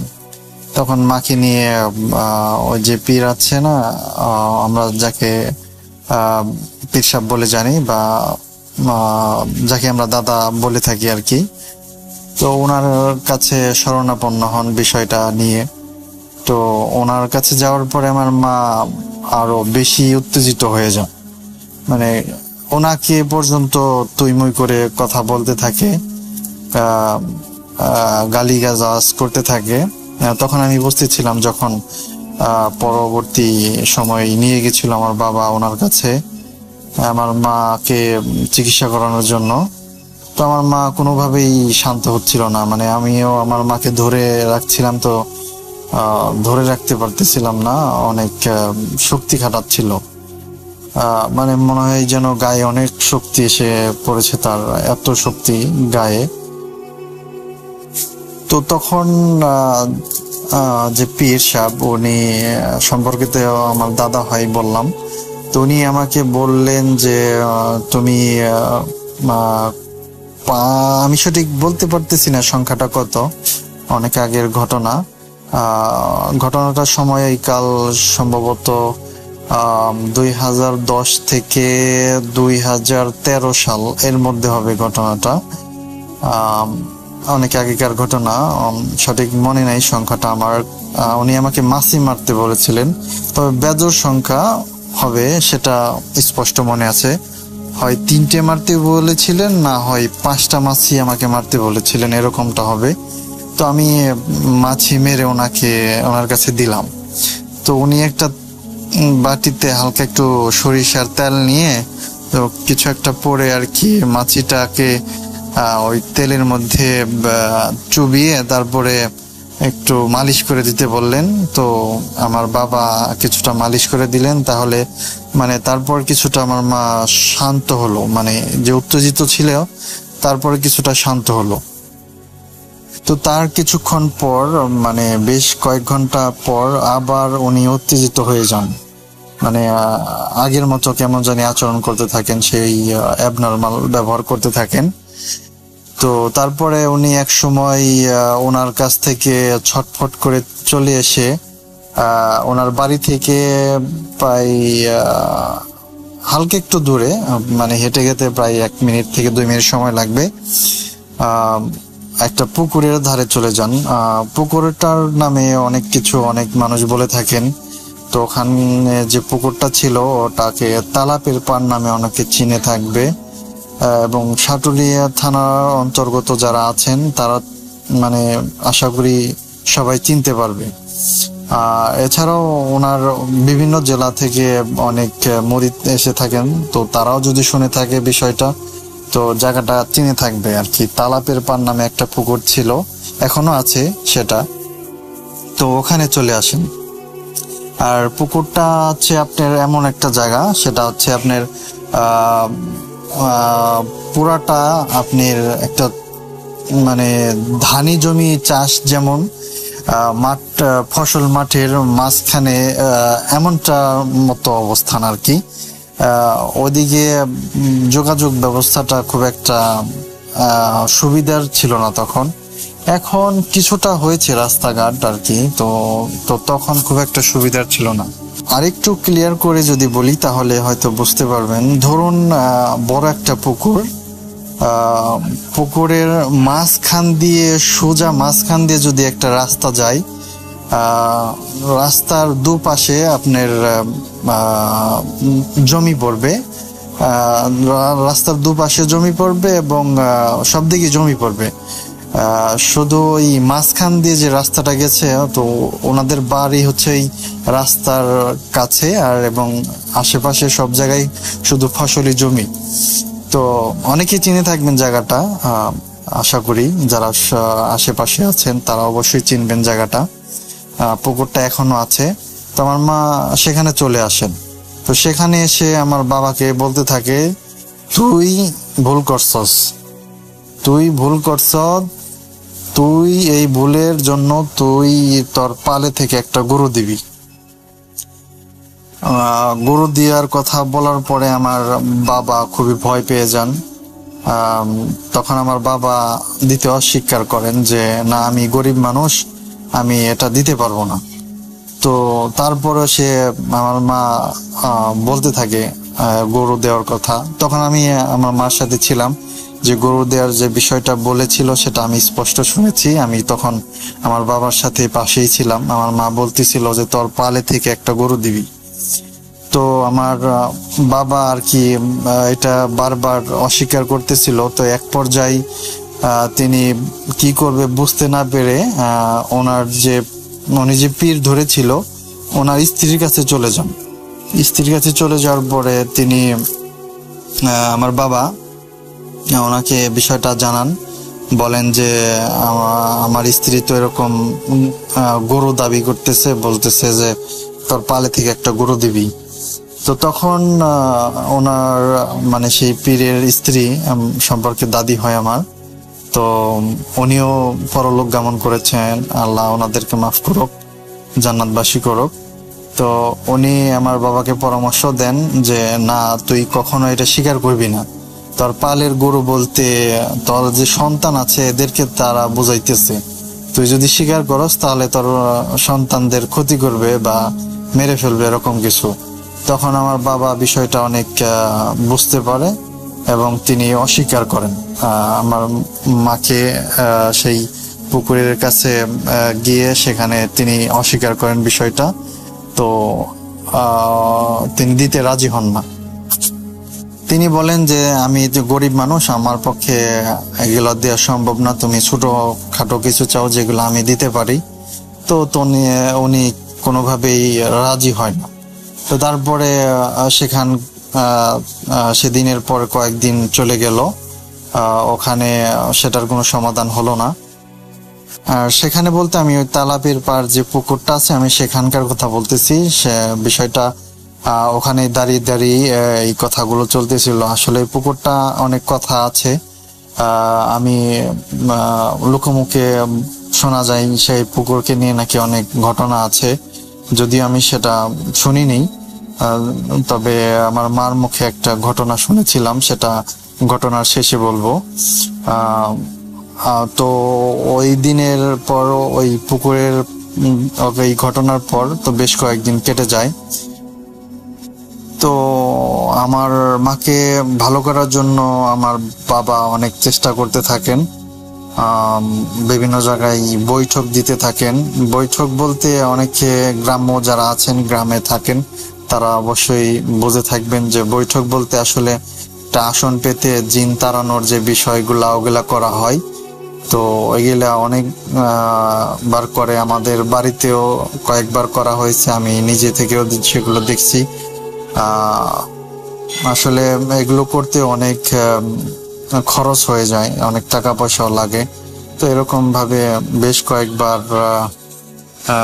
কয়েকবার এরকম বৈঠক দেওয়া হয়। তো আমার বাবার আর্থিক অবস্থাও খুব একটা তেমন ভালো ছিল না। আসলে আমরা 5টা ভাই ছিলাম, এখনো আছি। আল্লাহ আমাদেরকে হায়াতে রাখছেন, দোয়া করবেন আল্লাহ যেন আমাদের ভালো রাখেন। তো এরকম ভাবে অনেক বৈঠক দেওয়ার পর তো আসলে আস্তে আস্তে আমার মা সুস্থ হতে থাকেন। তো আল্লাহর রহমতে এখন আমার মা পরিপূর্ণ সুস্থ হয়ে গেছেন। তো বৈঠকের বিষয়টা হচ্ছে, যখন আমার মা আস্তে আস্তে সুস্থ হয়ে যান, সর্বশেষ কোথায় যেন বৈঠকটা দেওয়া হয়েছিল। আসলে বেশ কয়েক জায়গায় এরকম বৈঠক দেওয়া হয়েছিল যেখানে আমি উপস্থিত ছিলাম না। তো 2বার আমার বাসায় দেওয়া হয়েছিল, সেখানে আসলে এটা সমাধান হয় নাই। তো তার পরবর্তীতে আমার খালার বাসায় একবার দেওয়ার পরিকল্পনা হয়েছিল, সেখানে সবকিছুর আয়োজন করা হয়েছিল, কিন্তু সেখানেও সেটা করা হয়নি। সেখানে আমি উপস্থিত ছিলাম, তো সেখানে সেটা করা হয়নি। তার পরবর্তীতে অন্য একটা জায়গায় গিয়ে সেখানে একটা বৈঠক দেওয়া হয়েছিল। তো আশা করি সম্ভবত সেখানেই আসলে সমস্যার সমাধান হয়েছিল। তো কিভাবে হয়েছিল সেটা আমি সঠিক জানি না। আমার মাকেও জিজ্ঞেস করছিলাম, তো আমার মাও সঠিক বলতে পারে না। আমার মা শুধু এটুকুই বললো আমাকে যে আসলে তখন আমার হিতাহিত জ্ঞান থাকে না, আমি কি করেছি বা কাকে কি বলেছি সেটা মানে সে নিজে থেকে পরে কিছুই মনে করতে পারে না। তো এই ছিল রাসেল ভাই একটা আমার মায়ের সাথে ঘটে যাওয়া একটা সত্য ঘটনা। তো আসলে আপনি যদি এর সত্যতা যাচাই করতে চান, আমার মা আল্লাহর রহমতে এখনো জীবিত আছেন। আমি আমার মার সাথে আপনাকে যোগাযোগ করে দিতে পারবো এবং সরাসরি কথা বলিও দিতে পারবো। আমার বাবা আসলে বর্তমান নাই পৃথিবীতে, উনি 2017-তে পরলোক গমন করেছেন। আমার বাবার জন্য সবাই দোয়া করবেন। তো রাসেল ভাই, এই ছিল আমার ঘটনা। আর যে বলেছিলাম যে ঘটনার শেষে একটা কথা বা একটা ঘটনা বলবো ওই পুকুরকে কেন্দ্রিক করে, সেই ঘটনাটা হচ্ছে আমাদের গ্রামেই, আমি তার নামটা উল্লেখ করতে চাচ্ছি না, বললে অনেকেই চিনবে, সে এখনো জীবিত আছে। ওই পুকুরকে চ্যালেঞ্জ করে উনি একটা কাজ করেছিলেন। কাজটা হচ্ছে এমন যে উনি আসলে পুকুরে যে অলৌকিক কিছু বিষয় আছে সেটা বিশ্বাস করতেন না। তো উনি বলেছিলেন যে আসলে খারাপ একটা ভাষায় তিনি বলেছিলেন যে আমার ওইটা হবে, আমি এটা করে দেখাবো। তো আসলে উনি ওই পুকুরে নাকি উনি পেশরাব করেছিলেন। তার পরবর্তীতে ওনার অনেক সমস্যা হয়েছিল, উনি নাকি অসুস্থ হয়ে পড়েছিলেন। উনির শারীরিক সমস্যা হয়েছিল। তো অনেক চিকিৎসা করানোর পরে সেখানে নাকি ওই পুকুরের নাকি অনেক কিছু করার পরে, অনেক কিছু বলতে ওই পুকুরে হয়তো জানার পরে আর কি কিছু যে নিয়ম কানুন ছিল সেগুলো দেওয়ার পরে নাকি উনি সুস্থ হয়ে গেছেন। তো উনি এখনো জীবিত আছে। আমি চাইলে আপনাদের কোনো যদি প্রতিনিধি সেখানে আমাদের গ্রামে আসে, আমি ওনার সাথে যোগাযোগ করে দিতে পারবো। তো এই ছিল রাসেল ভাই আমার ঘটনা। যদি ভালো লাগে সবার মাঝে শেয়ার করবেন, শ্রোতাদেরকে শোনাবেন। আর আমি প্রবাসী আছি, আমার জন্য দোয়া করবেন। তো আপনাদের সবার জন্য শুভকামনা জানিয়ে আজকের মতো বিদায় নিচ্ছি। আল্লাহ হাফেজ, আসসালামু আলাইকুম। আরও একবার আপনাদের সবাইকে স্বাগত জানাচ্ছি। আমি রাসেল। আশা করছি আপনারা সবাই ভালো আছেন, ভালোর দলে আছেন। আমিও ভালো আছি, ভালোর দলে আছি। এবং এতক্ষণ পর্যন্ত শুনছিলেন ভূত.com-এর একটা এপিসোড। বার্থডে যেহেতু সামনে, আমরা সবগুলো এপিসোডকেই চেষ্টা করছি স্পেশাল করে তুলতে। আমার মনে হয় যে আজকে প্রথম থেকে শেষ পর্যন্ত আজকের এই এপিসোডটি আপনাদের ভালো লেগেছে। যদি ভালো লাগে অবশ্যই আমাদের জানাবেন, যদি ভালো না লাগে সেটাও আমাদেরকে জানাবেন। কোন কোন জায়গায় আমরা পরিবর্তন আনতে পারি সেই বিষয়ে আপনাদের পরামর্শ দেবেন। আপনাদের পরামর্শ আমরা সত্যি খুবই গুরুত্বের সাথে বিবেচনা করব। আজকে বিদায় নিচ্ছি। ভালো থাকুন, সুস্থ থাকুন, মোস্ট ইম্পর্টেন্টলি ভূত.com-এর সাথে থাকুন। আল্লাহ হাফেজ।